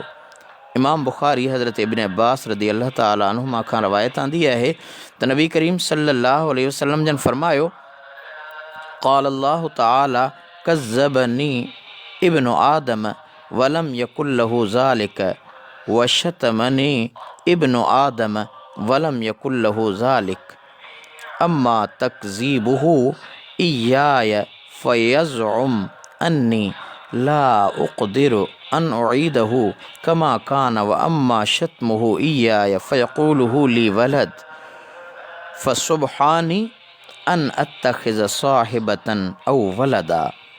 यानी अल्लाह ताला फ़रमाए थो त आदम जो औलाद मूंखे कूड़ो थो चवे ऐं मूंखे गारियूं थो ॾिए, मगर खेसि ईअं लाइक़ु न आहे। पर उन जो मूंखे कूड़ो चवणु पोइ हीअ आहे जो गुमान थो करे त मां क़ादिर न आहियां जो उनखे वापसि मोटायां जीअं हो, पर संदसि गार ॾियणु मूंखे पोइ हीअ आहे जो मूं ॾांहुं औलाद जी निस्बत थो करे। यानी अल्लाह ताला फ़रमाए थो त बानो मूंखे गार थो ॾिए जो चवे थो त मूंखे औलाद आहे। मुंहिंजो शान त उन खां पाक आहे जो आउं का ज़ाल या औलाद रखां। ज़मीन जे वुसअतुनि ऐं आसमाननि जे ओन्हाइनि में जेका बि शइ नूरी आहे या नारी, सभिनी ते अल्लाह ताला जी मिल्कियत में हुजण जी मुहर लॻल आहे ऐं हर शइ उन जे हुक्म जे अॻियां झुकियल आहे। अल्लाह ताला वॾो बादशाह आहे जंहिंजो को मिसाल या मुशाबिह न आहे। सभु शयूं उन जूं पैदा कयल ऐं पालियल आहिनि, उन जा बाना ऐं मिल्कियत आहिनि। पाण उन्हनि जो ख़ालिक़, राज़िक़, अंदाज़ो कंदड़, ताबे कंदड़, फेराईंदड़ ऐं हलाईंदड़ आहे। पोइ उन्हनि शयुनि मां को संदसि औलाद बणिजे सो अकुल खां बईद ऐं सम्झ खां तमामु घणो परे आहे, ऐं औलाद ज़ाल सां मिलण मां थींदो आहे। अल्लाह ताला त ज़ाल खां पाक आहे। बदी उस समावात, बदी अल्लाह ताला जो नालो मुबारक मुब्दे जी माना में आयल आहे। मुब्दे जी माना आहे आसमाननि, ज़मीनुनि ऐं पूरी काइनात खे नए नमूने सां ठाहींदड़, जंहिंखां अॻ में को बि अहिड़ो ठाहींदड़ उपाईंदड़ न हुजे। न उन जो को मादो हो, न को नमूनो, ऐं न ठाहिण वारे वटि के औज़ार हुआ जन सां ठाहियाईं। बदी जे हिकु लफ़्ज़ सां उन्हनि सभिनी जो रद्द थी वियो जेके चवंदा आहिनि त रूह बि हमेशह मौजूदु हो ऐं मादो बि। अल्लाह ताला सिर्फ़ु हिकु माहिर कारीगर वांगुरु उन मादे जे मुख़्तलिफ़ जुज़नि खे ख़ासि मुनासिबत सां हिक ॿिए सां मिलाए रंगीन शयूं ज़ाहिर करणु फ़रमायूं आहिनि। पर क़ुरान करीम में इहो ॿुधायो वियो त अल्लाह ताला सिर्फ़ु साने ठाहींदड़ न आहे, पर बदी आहे। उन आसमाननि, ज़मीनुनि, सारी काइनात खे पंहिंजे इरादे ऐं कुदरत सां मादे वग़ैरह जे सहारे खां सवाइ ठाहियो आहे। दोस्तो ॾिसो केॾो अरहमुर्राहिमीन कुदरत कामिला जो कमाल आहे जो अल्लाह ताला आम दुनिया जे ठाहींदड़ वांगुरु नाहे, जो आम दुनिया वारो सिरूं, सीमेंट, रेती, बजरी, मिटी हथ करे उन खां पोइ का इमारत, का बिल्डिंग ठहे। पर अल्लाह ताला फरमाईंदो आहे कुन थी त उहा शइ थी पवंदी आहे ऐं बणिजी पवंदी आहे, छो त मुंहिंजे मालिक मिठे जो इहो ई शान, इहा ई अज़मत आहे।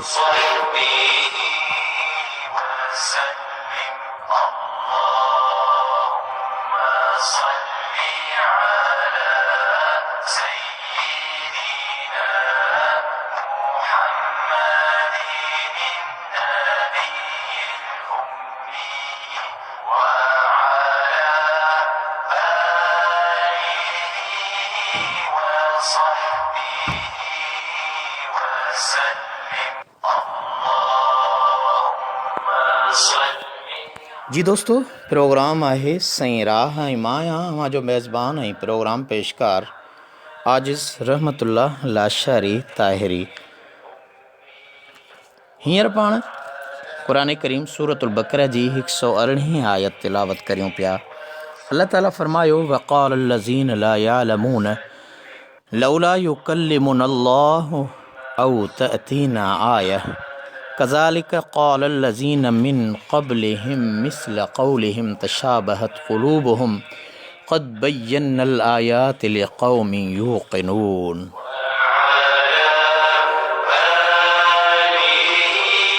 ऐं चयो उन्हनि शख़्सनि जो कुझु बि नथा ॼाणनि त छो नथो ॻाल्हाए असां सां अल्लाह, या छो नथी अचे असां वटि का निशानी। इन तरह चयो हो उन्हनि जो गुज़िरिया उन्हनि खां अॻु। उन्हनि जी ॻाल्हि वांगुरु मिलनि जुलनि थियूं दिलियूं उन्हनि जूं तहक़ीक़ असां बयानु कयूं आहिनि निशानियूं उन क़ौम लाइ जो यकीन था रखनि।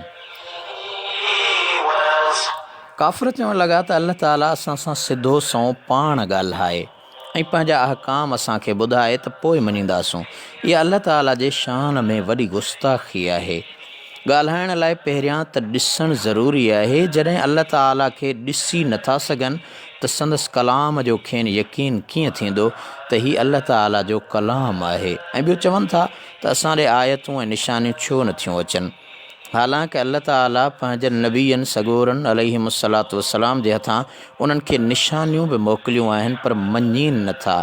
ऐं हिननि जूं दिलियूं अॻियनि काफ़रनि सां मिलनि जुलनि थियूं। उन्हनि जी हालत बि उहा थींदी जेका पहिरियनि जी थी हुई। जी दोस्तो, अॼोको प्रोग्राम सही राह अहम आख़िरी मौज़ू हिन आयत में अची रहियो आहे त हुज़ूर पाक सल्लल्लाहु अलैहि वसल्लम जन जे वालिदैन सगोरनि जे ईमान जो बहस, यकीनन कम वारी ऐं काराइती ॻाल्हि।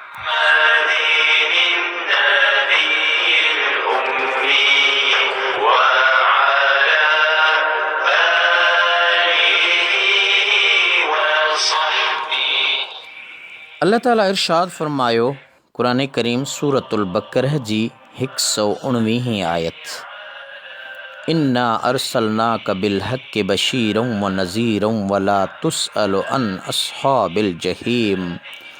बेशक असां मोकिलियो तोखे हक़ सां ख़ुशख़बरी ॾींदड़ ऐं ड्रेॼारींदड़ करे, ऐं न पुछा कयो वेंदे तूं जहन्नम वारनि जे बारे में।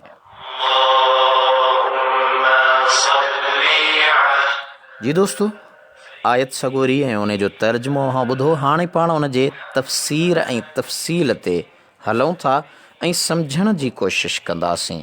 यकीनन अल्लाह ताला हिन आयत में पंहिंजे हबीब सल्लल्लाहु अलैहि वसल्लम खे तसल्ली ॾींदे फ़रमायो आहे त अव्हां उन्हनि जे एतिराज़नि जे करे तंग न थियो। उहे केतिरा बि शुबहा विझनि, मगर अव्हांखे असां हक़ वारे दीन सां मोकिलियो आहे। उहे अव्हांखे को बि लोॾो ॾेई न सघंदा, पर जिन खे नबूवत जे सुञाणण वारियूं अखियूं आहिनि ऐं जिन खे नबूवत जे निशाननि सुञाणण जो इल्मु आहे, उहे अव्हांजी ज़िंदगीअ, किरदार, तइलीम ऐं दअवत दीन जे तरीक़े ते गौर करे यकीनन अव्हांखे नबूवत जे मयार ते पूरो लहंदा ऐं बिना शक ऐं शुबे जे अव्हां ते ईमान आणींदा। अव्हां बिशारत खणी ईंदड़ आहियो ईमानदारनि, मञींदड़नि ऐं नेकोकारनि खे अल्लाह ताला जे तरफ़ां मग़फ़िरत, रहमत ऐं आख़िरत में बेहिश्त जे अज़ीम नेमतुनि जी ख़ुशख़बरी ॾेई काफ़रनि, मुनकरनि ऐं बदकारनि खे अल्लाह जे अज़ाब ऐं पकड़ खां ड्रेॼारियो जो अव्हां नज़ीर बि आहियो। क़यामत में सभिनी नबीअनि अलैहिमुस्सलातु वस्सलाम खां ज़्यादा उम्मत बि अव्हां जी हूंदी। इस्लाम जे हक़ानियत लाइ अव्हां जी ज़ात आली सिफ़ात जेका हक़ ऐं सच सां मोकिलियल आहे, सभ खां वॾो दलील आहे। पर जेकॾहिं नथा सुञाणनि ऐं नथा मञनि त अव्हां फ़िकिर न करियो, उहे जहन्नमी आहिनि, उन्हनि जे बारे में अव्हां खां पुछा न थींदी। दोस्तो, तफ़सीर रूहुल बयान ऐं तफ़सीर अज़ीज़ी सराहत सां ऐं मदारिक इशारतन आंदो आहे त हिक भेरे हुज़ूर अकरम सल्लल्लाहु अलैहि वसल्लम जन फ़रमायो त काश मां पंहिंजे वालिदैन जो अंजाम मालूम कयां हा। तॾहिं इहा आयत नाज़ुल थी त अव्हां खे आगाह थो कजे मुंहिंजा महबूब त अव्हां खां जहन्नम वारनि जे बारे में सवाल न कयो वेंदो। इन खां पोइ पाण कॾहिं बि वालिदैन जे बारे में बयान न फ़रमायाऊं। ही तफ़सीर नईमी सुफ़े 604 जुल्द पहिरें में लिखियो आहे। दोस्तो, हज़रत हबीब करीम सल्लल्लाहु अलैहि वसल्लम जन जे वालिद हज़रत अब्दुल्ला ऐं वालिदा हज़रत आमिना रदी अल्लाह ताला अनहुमा जे ईमान आणण जे बारे में उलमा घणो कुझु चयो ऐं लिखियो आहे। बस ज़ाहिर बीन उलमा हिन आयत करीमा मां उन्हनि जो जहन्नमी हुजनि सम्झो आहे। असीं हिन बारे में निहायत मुनसिफ़ाना तहक़ीक़ पेश कयूं था। दोस्तो सामईन ए ॿुधंदड़ो, अव्हां खां इंसाफ़ जी ऐं अल्लाह ताला ऐं उन जे हबीब सल्लल्लाहु अलैहि वसल्लम जन जे तरफ़ां क़बूलियत जी उमेद रखूं था। सम्झणु घुरिजे त हिन मसइले में 4 क़ौल आहिनि। हिकु त उहे ॿई हज़रात न ज़िंदगी में मोमिन हुआ, न मरण जे वक़्तु न हींअर, नऊज़ बिल्लाह मिन ज़ालिक। जी दोस्तो, हुज़ूर जे अबे ऐं अमड़ जे मुतअलिक़ माण्हुनि जो ख़्यालु आहे। कहिड़ो ख़्यालु आहे? सभ खां पहिरीं त उहे ॿई न ज़िंदगी में मोमिन हुआ, न मरण जे वक़्तु न हींअर, त अलियाज़ बिल्लाह, अल्लाह ताला पंहिंजी पनाह में रखे। ऐं ॿियो इहो ख़्यालु आहे त उन में ख़ामोश रहणु घुरिजे, उन्हनि जो हाल रब थो ॼाणे। ऐं टियों इहो ख़्यालु आहे त ॿई हज़रात वफ़ात वक़्तु ईमान ते न हुआ पर हाणे मोमिन आहिनि।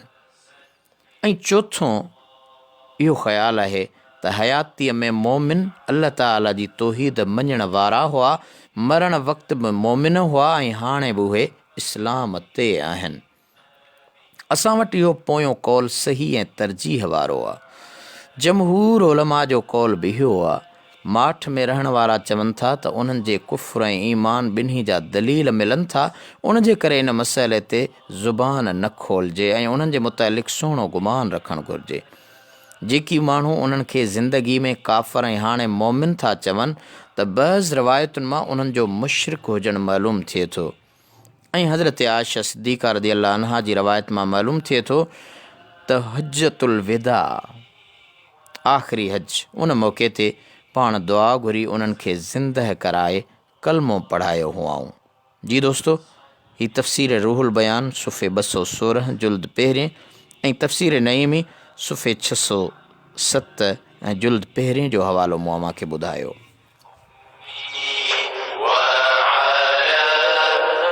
जेके माण्हू चवनि था त उहे अवल बि ईमान ते न हुआ, हाणे बि ईमान ते न आहिनि, उहे कुझु आयतूं, कुझु हदीसूं, कुझु बुज़ुर्गान दीन जा अक़वाल ऐं अकुली दलाइल पेश कनि था। दोस्तो, हाणे पहिरियों दलील ॿुधो। हुज़ूर अलैहिस्सलातु वस्सलाम रहमत वारे आका जंहिं ते असीं कलमो पढ़ूं था, उन आका जे अबे ऐं अमड़ वालिदैन हज़रत अब्दुल्लाह ऐं हज़रत अम्मा आमिना रदी अल्लाह अन्हा जे हवाले सां पहिरियों दलील त उन्हनि जो पहिरियों दलील क़ुरान करीम जी इहा ई आयत आहे त पाण पंहिंजे वालिदैन जो हाल मालूम करण ते घुरियाऊं त फ़रमान थियो तव्हां जहन्नमिन जे बारे में न पुछो ऐं न अव्हां खां पुछा कई वेंदी। ऐं ॿियो दलील, हाणे पहिरियां मां तव्हांखे दलील ॿुधायां थो, उन खां पोइ उन्हनि जा वरी अव्हांखे जवाब ॿुधाया वेंदा। हाणे ॿियो दलील त हिकु भेरे पाण पंहिंजी वालिदा जे मग़फ़िरत लाइ दुआ घुरण जी इजाज़त घुरियाऊं त हीअ आयत नाज़ुल थी, मा कान लिन्नबी वल्लज़ीन आमनू अन यस्तग़फ़िरू लिलमुशरिकीन वलौ कानू उली क़ुरबा। यानी नबी ऐं मोमिननि लाइ मुनासिब न आहे जो मुशरिकनि जे लाइ मग़फ़िरत जी दुआ कनि, जेतोणीक उहे वेझा माइट हुजनि। साबित थियो त उहे हाणे बि मुशरिक आहिनि। टियों दलील पेश कंदा आहिनि। हज़रत अबू हुरैरा रज़ी अल्लाह ताला अन्हु खां रवायत आहे त ज़ारन नबी सल्लल्लाहु अलैहि वसल्लम क़ब्र उम्मिही फबका व अबका मन हौलहु फ़क़ाल इस्तअज़नतु रब्बी फ़ी अन अस्तग़फ़िर लहा फ़लम युअज़न ली व अस्तअज़नतुहु फ़ी अन अज़ूर क़ब्रहा फ़अज़िन ली फ़ज़ूरुल क़ुबूर फ़इन्नहा तुज़क्किरुल मौत। यानी हज़रत नबी करीम सल्लल्लाहु अलैहि वसल्लम जन पंहिंजी अम्मा साइण जे क़ब्र मुबारक जी ज़ियारत कई, पोइ पाण बि रोई ॾिनाऊं ऐं जेकी संदन चौधारी हुआ उन्हनि खे बि रोआरियाऊं। पोइ फ़रमायाऊं त मूं पंहिंजे रब खां मोकल घुरी त मां पंहिंजे अम्मा जे लाइ मग़फ़िरत जी दुआ घुरां, पोइ मोकल न मिली ऐं उन जे क़ब्र जी ज़ियारत जे लाइ मोकल घुरियमि त मोकल मिली। पोइ क़बरुनि जी ज़ियारत कंदा रहो, पोइ बेशक उहा ज़ियारत मौत यादि ॾियारींदी आहे। ऐं चोथों दलील, हुज़ूर अलैहिस्सलातु वस्सलाम जन हिक बदवी खे फ़रमायो त मुंहिंजो ऐं तुंहिंजो वालिद दोज़ख में आहिनि। ऐं हिकु रवायत में आहे त ॿिनि ॼणनि अर्ज़ु करे पुछियो त असांजो माहिरूं किथे आहिनि, त पाण फ़रमायूं त दोज़ख में। उन्हनि पुछियो त अव्हांजी वालदा किथे आहे, त पाण फ़रमायूं त उहा बि अव्हांजे माहिरुनि सां आहे। दोस्तो, वालिदैन करीमैन खे ज़िंदह करे ईमान ॾियणु पंजो दलील अकुल ऐं नकुल जे ख़िलाफ़ आहे। नकलनि उन करे जो हीअ हदीस ज़ईफ़ आहे, अकुलनि उन जे करे जो ईमान उहो बहितर आहे जेको मौत ॾिसण खां अॻु में आणिजे, मरण वक़्तु या मरण खां पोइ ईमान आणणु मक़बूल न आहे। बल्कि ज़िंदगीअ में बि अल्लाह ताला जो अज़ाब ॾिसी पोइ ईमान आणणु बि मुतबर न आहे। ॾिसो, फ़िरौन ॿुॾण वक़्तु ईमान आंदो थिए त उनखे हुकुम कयो वियो अल आन वक़द असैत मिन क़ब्ल, यानी हींअर थो मञी हालांकि अॻु में त तो बेफ़रमानी पे कई।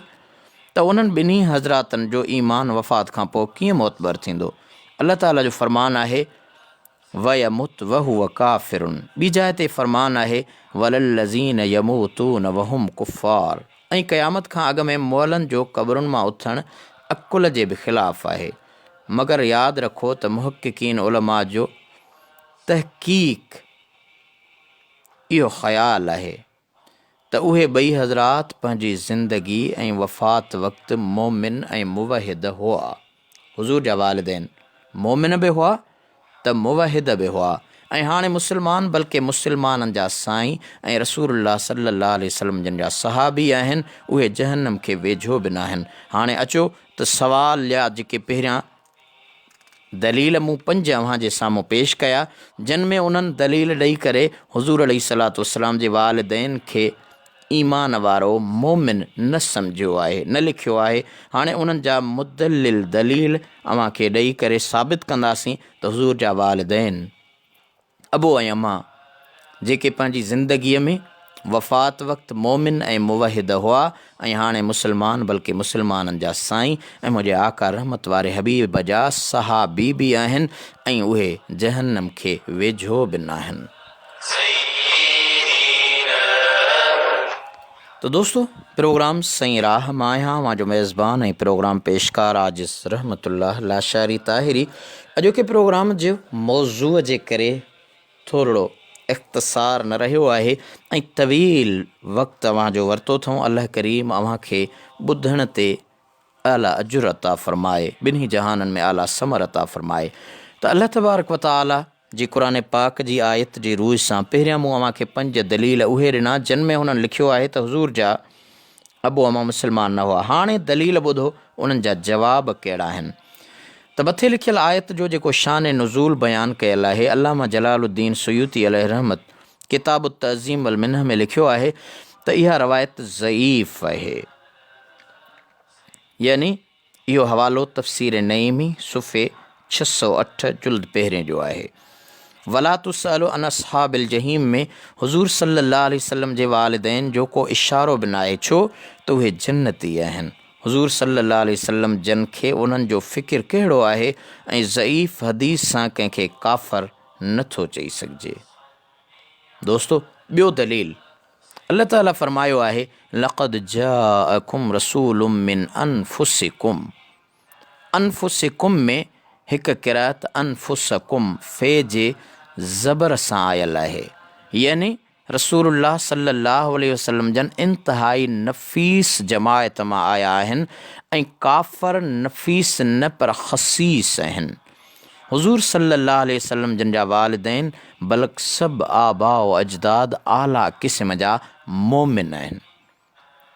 दोस्तो, टियों दलील हुज़ूर जे वालिदैन जे ईमान मोमिन हुजण जो, मुस्लमान हुजण जो ऐं हुज़ूर जे सहाबी हुजण जो। अल्लाह ताला फ़रमायो आहे वतक़ल्लुबक फ़िस्साजिदीन, ऐं सजदे कंदड़नि में अव्हांजे फिरण खे। हज़रत आदम अलैहिस्सलातु वस्सलाम खां वठी हज़रत अब्दुल्लाह रज़ी अल्लाह ताला अन्हु हुज़ूर जे वालिद माजिद ताईं संदन सभई अब्बा ॾाॾा मोमिन ऐं आबिद हुआ, अल्लाह खे तॾहिं त सजदो कंदा हुआ। दोस्तो, मुशरिक कॾहिं सजदो न कंदो। चौथों दलील हुजूर जे वालिदैन जे ईमान जे लाइ हज़रत अबू हुरैरा रज़ी अल्लाह ताला अन्हु खां रवायत आहे त रसूलुल्लाह सल्लल्लाहु अलैहि वसल्लम जन फरमायो बअस्तु मिन खैरि कुरून बनी आदम क़रनन फ़क़रना हत्ता कुंत मिनल क़र्न लज़ी कुंत मिनहु। हिन मां साबित थियो त पाण भली जमायत मां मुंतकिल थींदा आया आहिनि ऐं संदन नूर मुबारक पाक पुठियुनि ऐं पेटनि मां मुंतकिल थींदो आयो ऐं काफ़र पाक न आहिनि पलीद आहिनि। जीअं क़ुरान पाक में इरशाद आहे इन्नमल मुशरिकून नजसुन, बेशक मुशरिक पलीद आहिनि। तो दोस्तों मिशकात शरीफ़ जी मूं हदीस तव्हांखे ॿुधाई दलील तौरु जंहिं मां बि साबित थियो त हुज़ूर सल्लल्लाहु अलैहि वसल्लम जा अबो अमा मोमिन मुस्लमान हुज़ूर जा ग़ुलाम सहाबी आहिनि, हुज़ूर जे सहाबा में शुमार आहे उन्हनि जो। पंजों दलील मथे हदीस लिखी आया आहियूं, तव्हांखे मूं हदीस ॿुधाई त हुज़ूर सल्लल्लाहु अलैहि वसल्लम जन पंहिंजी वालिदा साइण जे मग़फ़िरत लाइ दुआ घुरण जी मोकल घुरी त न मिली, पर संदसि क़बर जी ज़ियारत करण जी मोकल मिली। उन मोकल मिलण मां ई सबूत मिले थो त उहे काफ़र न हुआ, छो त काफ़र जे क़बर ते बीहण जी इजाज़त न आहे। दोस्तो जीअं इरशाद आहे वला तक़ुम अला क़ब्रिही इन्नहुम कफ़रू बिल्लाहि व रसूलिही व मातू व हुम फ़ासिकून।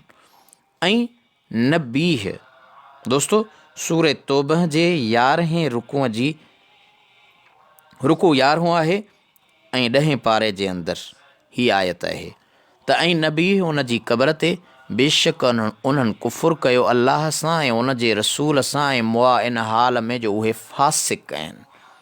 हिन आयत मां साबित आहे त काफ़रनि जे क़बरुनि ते वञण या बीहण बि मना आहे।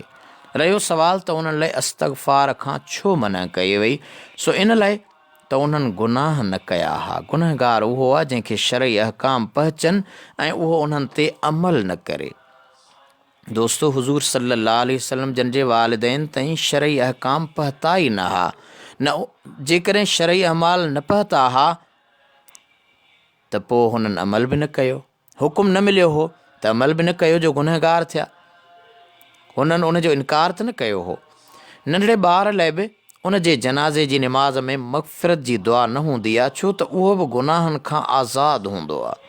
बाक़ी रहियो हुज़ूर सल्लल्लाहु अलैहि वसल्लम जन जो रुअण, सो मुमकिन आहे त वालिदा जे शफ़क़तुनि खे यादि कंदे ऐं उहा ख़्वाहिश रखंदे रुअण आयो हुजे त जेकॾहिं उहा अॼु ज़िंदह हुजे हा त असांजे फ़ुयूज़ात बरक़ात कमालात बुलंद दर्जात ऐं आला मक़ामात खे ॾिसी ख़ुशि थिए हा। हज़रत अल्लामा शेख अब्दुल हक मुहद्दिस दहलवी अलैहि रहमत हिन हदीस जे शरह में लिखियो आहे त मुतअख़िरीन उलमा हुज़ूर सल्लल्लाहु अलैहि वसल्लम जन जे वालिदैन सॻोरनि बल्कि हज़रत आदम अलैहिस्सलातु वस्सलाम ताईं सभिनी आबा उम्महात पीअरनि ऐं माइरुनि जो इस्लाम ते रहण साबित कयो आहे ऐं उहो 3 तरीक़नि सां आहे। हिकिड़ा हज़रत इब्राहीम अलैहिस्सलातु वस्सलाम जे दीन ते हुआ ऐं ॿिया जेके फितरत जे दौर में हुआ ऐं उन्हनि खे त दीन जी दावत न पहुती हुई, अॻ में ई वफ़ात करे विया हुआ। रहिया वालिदैन त उहे अल्लाह ताला जे नबी करीम सल्लल्लाहु अलैहि वसल्लम जन जी दुआ सां जियरा थिया हुआ ऐं ईमान आंदो हुआऊं। ऐं इहा हदीस बनफ़्स ख़ुदि ज़ईफ़ आहे, पर मुतअद्दिद तरीक़नि सां सही ऐं हसन जे दर्जे खे पहुतल आहे। ऐं ही इल्मु गोया के पहिरीं आलिमनि खां ढकियल हो, जेको अल्लाह ताला पोयनि ते खोलियो ऐं अल्लाह ताला पंहिंजी रहमत ऐं फज़ुल सां जंहिंखे घुरे मख़सूस थो करे। अल्लामा सुयूती इन मौज़ूअ ते 2-3 रिसाला लिखी मुख़ालिफ़नि जे शुबहात जा जवाब ॾिना आहिनि ऐं हुज़ूर सल्लल्लाहु अलैहि वसल्लम जे वालिदैन खे ईमान वारो ऐं हुज़ूर जो सहाबी लिखियो आहे। दोस्तो 6हों दलील ॿुधो।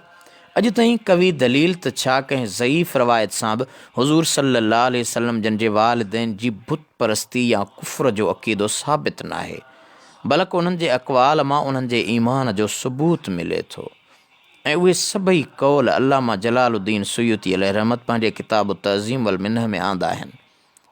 दोस्तो 7हों दलील उन्हनि जे ईमान जो त हुज़ूर सल्लल्लाहु अलैहि वसल्लम जन जी पैदाइश खां अवल ई संदन तशरीफ़ आवरीअ जो पूरी काइनात में हुल हो। माण्हू संदन नबूवत ऐं संदन आमद सां बुतनि जी बर्बादी जा अहवाल ऐं ॿियूं संदन सुहिणियूं सिफ़तूं बयानु कंदा रहंदा हुआ। हज़रत अब्दुल्लाह रदी अल्लाह अन्हु केतिरा अजाइब ॾिठा हुआ। हज़रत आमिना साईं रदी अल्लाह अन्हा बि हमल ऐं विलादत जे हालात में कई हैरत में विझंदड़ ॻाल्हियूं मुशाहिदो कयूं हुयूं।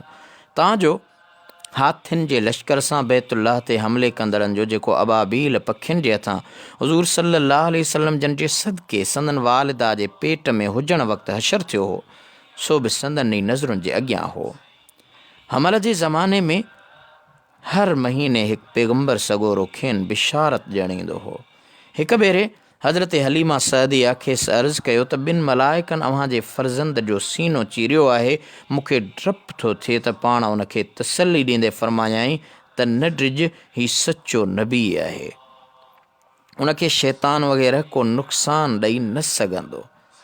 पोइ कीअं थो थी सघे जो इहा एतिरनि ॻाल्हियुनि ॾिसण जे बावजूदु बुत परस्ती या काफ़र रही। दोस्तो, हज़रत अम्मा हलीमा सअदिया खे अम्मा आमिना साईं इहो जवाबु ॾिनो हो त हीउ सचो नबी आहे। ऐं इहा जेका मूं अव्हांखे रवायत ॿुधाई तफ़सीर नईमी सुफ़े 609 जुल्द पहिरें में बयानु कयल आहे। हाणे अठों दलील हुज़ूर जे ईमान, हुज़ूर जे वालिदैन जे ईमान जे हवाले सां हुज़ूर सल्लल्लाहु अलैहि वसल्लम जन जे ॼमण जी अबू लहब थोरी ख़ुशी कई त उन ते अज़ाब जी हल्काई थी। जीअं अव्हां ॿुधंदा आहियो उलमा खां त उन पंहिंजी बानीअ खे आज़ादु कयो हो, भाइटियो सम्झी। जमहूर उलमा जो कौल आहे त जंहिं क़बर अनवर में पाण आरामी आहिनि उहा अर्श आज़म खां भली आहे। दोस्तो, जंहिं मच्छीअ जे पेट में हज़रत यूनुस अलैहिस्सलातु वस्सलाम रहियो उहा शानदार आहे। जंहिं सिप में मोती हूंदो आहे त उहा वॾे क़ीमत वारी आहे। त जंहिं अम्मा साइण 9 महीना नबी करीम सल्लल्लाहु अलैहि वसल्लम जन खे पंहिंजे पाक वजूद में सांढियो ऐं उन जे ॼमण सां दिलि खे बाग़ो बहार बनायो, उहा जहन्नम में हूंदी? न, हरगिज़ न। दोस्तो, 9 दलील आहे अम्मा साइण ऐं संदन बाबे साईं जे ईमान जे हवाले सां अल्लाह ताला जो फ़रमान आहे, वमा कुन्ना मुअज़्ज़िबीन हत्ता नबअस रसूला, यानी असीं कंहिं क़ौम खे तेसि ताईं अज़ाब न कंदा आहियूं तां जो उन्हनि में रसूल मोकिलियूं। जॾहिं हबीब अकरम सल्लल्लाहु अलैहि वसल्लम जन जे वालिदैन सॻोरनि खे कंहिं नबी जो पैगाम या दावत न मिली हुई त उन्हनि इनकार कीअं कयो, ऐं इनकार न करण जी सूरत में अज़ाब छा जो। बाक़ी रहिया हुज़ूर पुरनूर सल्लल्लाहु तआला अलैहि वसल्लम जन जे वालिदैन खे काफ़र चवंदड़नि जे दलीलनि जा जवाब, जेके चवनि था हुज़ूर जा वालिदैन काफ़र हुआ। हाणे आख़िर में उन्हनि एतिराज़नि जा जवाब अव्हांखे ॿुधायां थो।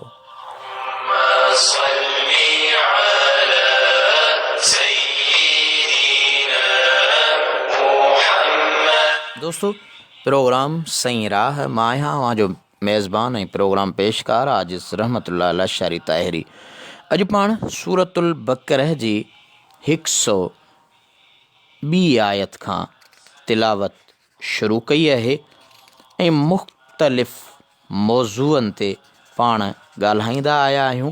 ऐं अॼोके प्रोग्राम जो जेको ही आख़िरी मौज़ू आहे सूरतुल बक़रह जी 119 आयत हुज़ूर पाक सल्लल्लाहु अलैहि वसल्लम जे वालिदैन जे ईमान बाबति बहस पिया ॿुधो। त हाणे आख़िर में अव्हांखे उहे दलील मुदलिल ॾियां थो जेके माण्हू चवनि था त हुज़ूर सल्लल्लाहु अलैहि वसल्लम जा वालिदैन काफ़र हुआ। सभ खां पहिरियों दलील इहो आहे त इन्हीअ आयत जो उहो शान नुज़ूल ज़ईफ़ रवायत सां आहे जंहिंसां हुज़ूर सल्लल्लाहु अलैहि वसल्लम जन जे वालिदैन ते कुफ़्र जो क़तई हुकुम नथो लॻाए सघिजे। नंबर ॿियो दलील त आयत मा कान लिन नबी वल्लज़ीन आमनू हुज़ूर सल्लल्लाहु अलैहि वसल्लम जन जे वालिदैन जे बारे में न पर उन्हनि मुस्लमाननि जे बारे में लथी हुई जन पंहिंजे मुशरिक वालिदैन जी मग़फ़िरत जे लाइ दुआऊं घुरियूं हुयूं। हुज़ूर सल्लल्लाहु अलैहि वसल्लम जन जा वालिदैन मुशरिक हुया ई कोन त उन्हनि लाइ इहो हुकुम कीअं नाज़िल थियो। दोस्तो, टियों जवाबु उन जो बयानु असां अव्हांखे 5 दलील जे अंदरि ॾेई आया आहियूं ऐं उहो यकीनन अव्हां दलील सम्झी चुको हूंदो त हुज़ूर सल्लल्लाहु अलैहि वसल्लम जन पंहिंजी वालिदा साइण जी मग़फ़िरत लाइ दुआ घुरण जी मोकल घुरी त त न मिली, पर संदसि क़बर जी ज़ियारत करण जी मोकल मिली। इन मां साबित थियो जेको अल्लाह ताला फरमायो आहे क़ुर करीम जे अंदरि त वला तकुम अला क़ब्रिही इन्नहुम कफ़रू बिल्लाहि व रसूलिही व मातू व हुम फ़ासिकून, ऐं न बीह उन जी क़बर ते बेशक उन्हनि कुफ़्र कयो अलाह सां ऐं उन जे रसूल सां, ऐं मुआ इन हाल में जो उहे फ़ासिक आहिनि। यानी अल्लाह ताला क़ुर करीम में मना कई आहे त काफ़र जी क़बर ते न वञो। यकीनन मुंहिंजे महबूब आका जी अम्मा साइण मोमिना हुई, तॾहिं मना न कई वई हुई। दोस्तो, ॿी ॻाल्हि त इहा हदीस मनसूख़ या ज़ईफ़ आहे, अगरचे मुस्लिम शरीफ़ रवायत कई आहे। तफ़सीर नईमी सुफ़े 610 जुल्द पहिरें इहो मुदल्लिल जवाबु ॾिनो आहे। ऐं जवाबु पंजो इहो आहे त मुअलनि जो क़यामत जे ॾींहं जे अचण खां अॻु में जीअरो थियणु ऐं उथणु न सिर्फ़ु मुमकिन बल्कि वाक़िअ आहे। माण्हू चवनि था त मुअल क़यामत खां पहिरीं कीअं जीअरा थींदा। हज़रत ईसा अलैहिस्सलातु वस्सलाम, हज़रत मूसा अलैहिस्सलातु वस्सलाम, हज़रत हिज़कीर अलैहिस्सलातु वस्सलाम ऐं हज़रत इब्राहीम अलैहिस्सलातु वस्सलाम जन जे दुआउनि सां मुअलनि जो जीअरो थी उथणु क़ुर करीम जे आयतुनि मां साबित आहे। अहिड़ी तरह मौत खां पोइ या अल्लाह ताला जे अज़ाब खे ॾिसी ईमान आणण जो क़बूल थियण बि न सिर्फ़ु मुमकिन बल्कि वाक़िअ थियो आहे। हज़रत यूनुस अलैहिस्सलातु वस्सलाम जी क़ौम अज़ाब ॾिसण खां पोइ ईमान आंदो ऐं अल्लाह ताला क़बूल करणु फ़रमायो। जीअं क़ुर पाक में इरशाद आहे, फलौला कानत क़रियतुन आमनत फनफ़अहा ईमानुहा इल्ला क़ौम यूनुस, रहियो फ़यमुत वहुव काफ़िर ऐं वलल्लज़ीन यमूतून वहुम कुफ़ार, सो उन्हनि लाइ आहे जेकी काफ़िर थी मुआ। हुज़ूर सल्लल्लाहु अलैहि वसल्लम जन जा वालिदैन त तौहीद जे अक़ीदे ते वफ़ात करे विया हुआ, उहे उन्हनि में दाख़िल न आहिनि। दोस्तो, आयत मुबारका वला तुसअलु अन असहाबिल जहीम जे तफ़सीर में वॾनि मुफ़स्सिरनि सॻोरनि लिखियो आहे, उहो बि पेशे ख़िदमत यकीन नवां ॿुधी महज़ूज़ थियो। अल्लामा इस्माइल हक़ी अलैहिर्रहमत लिखियो आहे त इन जो ख़ुलासो हीअ आहे त सैयदा आयशा सिद्दीक़ा रज़ी अल्लाह अन्हा फ़रमायो आहे त हज़रत नबी करीम सल्लल्लाहु अलैहि वसल्लम जन असां सां हजतुल विदा में गॾु हुआ। पोइ पाण अकबतुल हुजून नाले घाटीअ खां लंघिया, यानी अहिड़ो लक हो जितां पाण लंघिया, अहिड़ी जाइ हुई जितां पाण लंघिया, इन हाल में जो पाण रोअंदड़, ॾुखोयल ऐं ग़मगीन हुआ। अमा साइण फ़रमाए थी त मूं बि संदन रोअण खे ॾिसी रोई ॾिनो। पोइ पाण कामयाबी सां हेठि लथा ऐं फ़रमायाऊं त ए हुमेरा। दोस्तो, हुमेरा अमा आयशा सिद्दीक़ा जो लक़ब हो। हुज़ूर पाक सल्लल्लाहु अलैहि वसल्लम हमेशह उनखे हुमेरा जे लक़ब सां यादि फ़रमाईंदा हुआ ऐं सॾींदा हुआ। मुंहिंजे आका फ़रमायो, अमा आयशा सिद्दीक़ा थी फ़रमाए, पाण फ़रमायो, ए हुमेरा, ॾाचीअ जी महार क़ाबू करे झल। पोइ मूं उठ जे पासे ते टेक ॾिनी ऐं पाण घणी देरि ताईं ख़ामोश बीठा रहिया। उनखां पोइ ख़ुशीअ में भरियल मुरकंदा मोटी आया। मूंखे इन अर्ज़ु कयो त या रसूल अल्लाह सल्लल्लाहु अलैहि वसल्लम, मुंहिंजो माउ ऐं पीउ अव्हां तां क़ुर्बान, अव्हां मूं वटां लही विया हुआ त ॾुखोयल ऐं ग़म में भरियल हुयो, रोअंदड़ हुयो। अव्हां जे रोअण खे ॾिसी मूं बि रोई ॾिनो हो। हाणे अव्हां मोटिया आहियो त ख़ुशीअ में मुरकंदड़ आहियो, उहो छाजे करे? पाण करीम सल्लल्लाहु अलैहि वसल्लम जन फ़रमायो त मां पंहिंजी अम्मा आमिना जी क़ब्र जी ज़ियारत करण लाइ वियो हुउसि। मूं अल्लाह ताला खां उन जे ज़िंदह थियण लाइ दुआ घुरी त अल्लाह ताला उनखे ज़िंदह कयो ऐं उन ईमान आंदो। ऐं हिकु रवायत में आहे त अल्लाह ताला संदन वालिद हज़रत अब्दुल्ला ऐं ॾाॾे हज़रत अब्दुल मुत्तलब खे बि ज़िंदह कयो ऐं उन्हनि बि ईमान आंदो। अल अशबाह वन नज़ाइर में आहे त अल्लाह ताला नबी करीम सल्लल्लाहु अलैहि वसल्लम जन जे लाइ संदन वालिदैन खे ज़िंदह कयो ऐं उन्हनि ईमान आंदो। ऐं संदन वालिदैन जे मोमिन मुवहिद हुजण ते उन्हनि जा नाला अब्दुल्लाह ऐं आमिना बि दलालत कनि था। उहे नाला ग़ैर मोमिन जा न हूंदा। जीअं असहाबे कहफ़ आख़िर ज़माने में निकिरंदा ऐं ईमान आणींदा ऐं उन्हनि जो ईमान मक़बूल हूंदो, तीअं हुज़ूर सल्लल्लाहु अलैहि वसल्लम जन जे वालिदैन जो ईमान बि मक़बूल आहे। हबीब करीम सल्लल्लाहु अलैहि वसल्लम जन जे वालिदैन खे माज़ अल्लाह जहन्नमी चवण खे ईज़ा ॾियणु आहे ऐं ईज़ा ॾींदड़ जी सज़ा ॻरी आहे। जी दोस्तो, तफ़सीर रूहुल बयान सुफ़े 218 जुल्द पहिरें जूं रवायतूं बयानु कयल मूं अव्हांखे ॿुधायूं। अल्लामा कुर्तबी लिखियो आहे त इन अल्लाह ताला अहया लहू अबाहु व उम्मुहु व आमन्ना बिही, बेशक अल्लाह ताला हुज़ूर सल्लल्लाहु अलैहि वसल्लम जन लाइ संदन वालिदैन खे जीअरो कयो, पोइ ईमान आंदाऊं।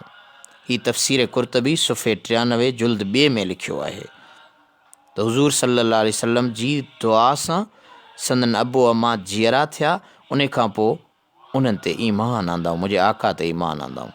अल्लामा आलूसी बगदादी अलैहि रहमत इमाम सखावी खां नक़ल कंदे लिखियो आहे त वल्लज़ी अदीन अल्लाह ताला बिही इन्नहुमा माता मुवहिदीन फ़ी ज़मनिल कुफ़्र। दोस्तो, यानी मां अल्लाह ताला जो उहो दीन थो रखां त हुज़ूर सल्लल्लाहु अलैहि वसल्लम जन जा वालिदैन कुफ़्र जे दौर में बि तौहीद जे अक़ीदे ते वफ़ात करे विया हुआ। ही अल्लामा आलूसी बगदादी अलैहि रहमत इमाम सखावी खां नक़ल कंदे लिखियो आहे त मां अल्लाह ताला जो उहो दीन थो रखां त हुज़ूर सल्लल्लाहु अलैहि वसल्लम जन जा वालिदैन कुफ़्र जे दौर में बि तौहीद जे अक़ीदे ते वफ़ात करे विया हुआ।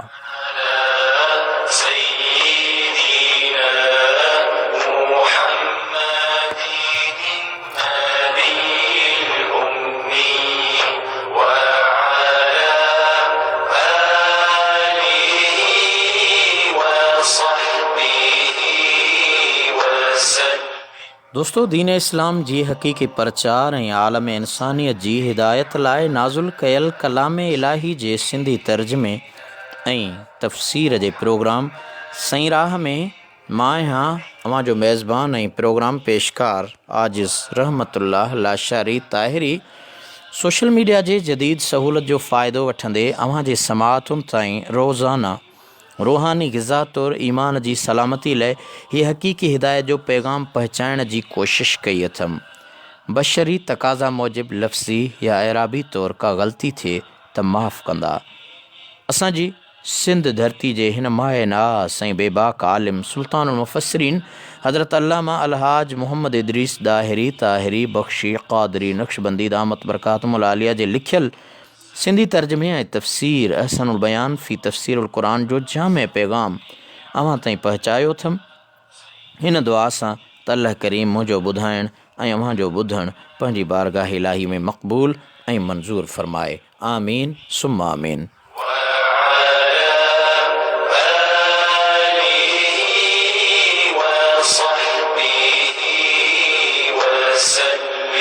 जी दोस्तो, आख़िर में उन्हनि महिरबान दोस्तनि जा नाम ॻणायां जेके महिरबान दोस्त सईं राह जे सफ़र में कुझु सेकंडनि, कुझु मिंटनि, कुझु पलनि या घणे वक़्त लाइ गॾु रहनि था, अल्लाह जे कलाम खे, अल्लाह जे कलाम जे आयतुनि खे तर्जुमे तफ़सीर खे ॿुधनि था। मोहतरम आज़ाद अनवर कांदड़ो साहिबु असांजो सिंधी अदबी संगत जो निरालो ना, मेहर जो मशहूरु बरक़ सहाफ़ी, अॼोके सईं राह जे सफ़र में सभ खां पहिरीं कनाइण वारो, ॿुधण वारो, उन खां पोइ दमसास लाशारी साहिबु, उन सां गॾोगॾु मोहतरम मौलवी अब्दुल वहीद मुतवा इंडिया कच्छ भुज वारे इलाइक़े खां ही दीनी स्कॉलर पंहिंजे सईं राह जे सफ़र में शामिलु थियो। उन सां गॾोगॾु असांजो सिंध जो निरालो शाइर मोहतरम सांवल मीराली साहिबु, उन सां गॾोगॾु मोहतरम अली हैदर शोरो साहिबु, मोहतरम जोख्यो नईम साहिबु, दोस्तो जेको सईं राह जे सॼे सफ़र में गॾु रहियो, सॼे प्रोग्राम खे ग़ौर सां ॿुधाई ऐं सुभान अल्लाह जे सदाउनि सां रिप्ला कंदो रहियो। अल्लाह ताला खेनि आला अजुर अता फ़रमाए। मोहतरम जमील अहमद सईं राह जे सफ़र में काफ़ी देर ताईं गॾु रहिया।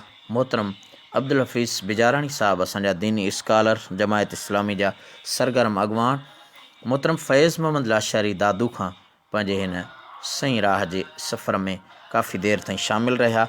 मोहतरम Hafiz Zahid Hussain Sindh university housing society खां पंहिंजे सईं राह जे सफ़र में शामिलु रहिया। मोहतरम सद्दाम अकबर दर साहिबु सईं राह जे सफ़र में शामिलु रहिया। मोहतरम आबिद लगारी साहिबु असांजा तमामु बहितरीनु लेखक, बहितरीनु शाइर, मोहतरम मोहम्मद उस्मान महर साहब मुबारकपुर तालके ठुल ज़िले जैकबाबाद खां ही दोस्त असांजे सईं राह जे सफ़र में शामिल रहा। मोहतरम इमदादुल्लाह बिजारानी साहब, मोहतरम ख़ादिम हुसैन अब्बासी साहब, मोहतरम अवैस करनी मेहर जो निरालो शायर, मोहतरम फ़ज़ल सुमरो साहब लतीफ़ साईं जो पारखू इल्म अदब ॾात ऐं ॾाहप जो निरालो ना, मोहतरम अली गोहर मल्लाह साहब सईं राह जे सफ़र में शामिल रहियो। मोहतरम हाफ़िज़ अब्दुल मालिक चन्ना साहब डोकरी शहर खां, मोहतरम अब्दुल सत्तार सोमरो साहब, मोहतरम मंठार मल्लाह साहब, मोहतरम ख़ादिम हुसैन जमाली साहब, मोहतरम ग़ुलाम रब्बानी सरकी साहब ऐं रेडियो लिसनर क्लब झोल जा दोस्त मीर अकरम टालपुर ऐं उन जी पूरी टीम। ऐं आख़िर में हिन सईं राह जे सफ़र में चंद सेकंडनि चंद लम्हनि जे लाइ दुआया तौरु शामिल थियो असांजे शिकारपुर जो ॾाहो ॾाधणी मोहतरम अब्दुल सत्तार मीर बहर साहब। जेके बि दोस्त आया सभिनि जे लाइ दुआऊं आहिनि अल्लाह ताला जी दरबार में। अल्लाह ताला शल मुंहिंजो चवणु अव्हांजो ॿुधणु मक़बूल ऐं मंज़ूर फ़रमाए। अल्लाह ताला असां अव्हां जा कर्ज़ मर्ज़ फितना मुसीबतूं दर्द दफ़े फ़रमाए। इज़त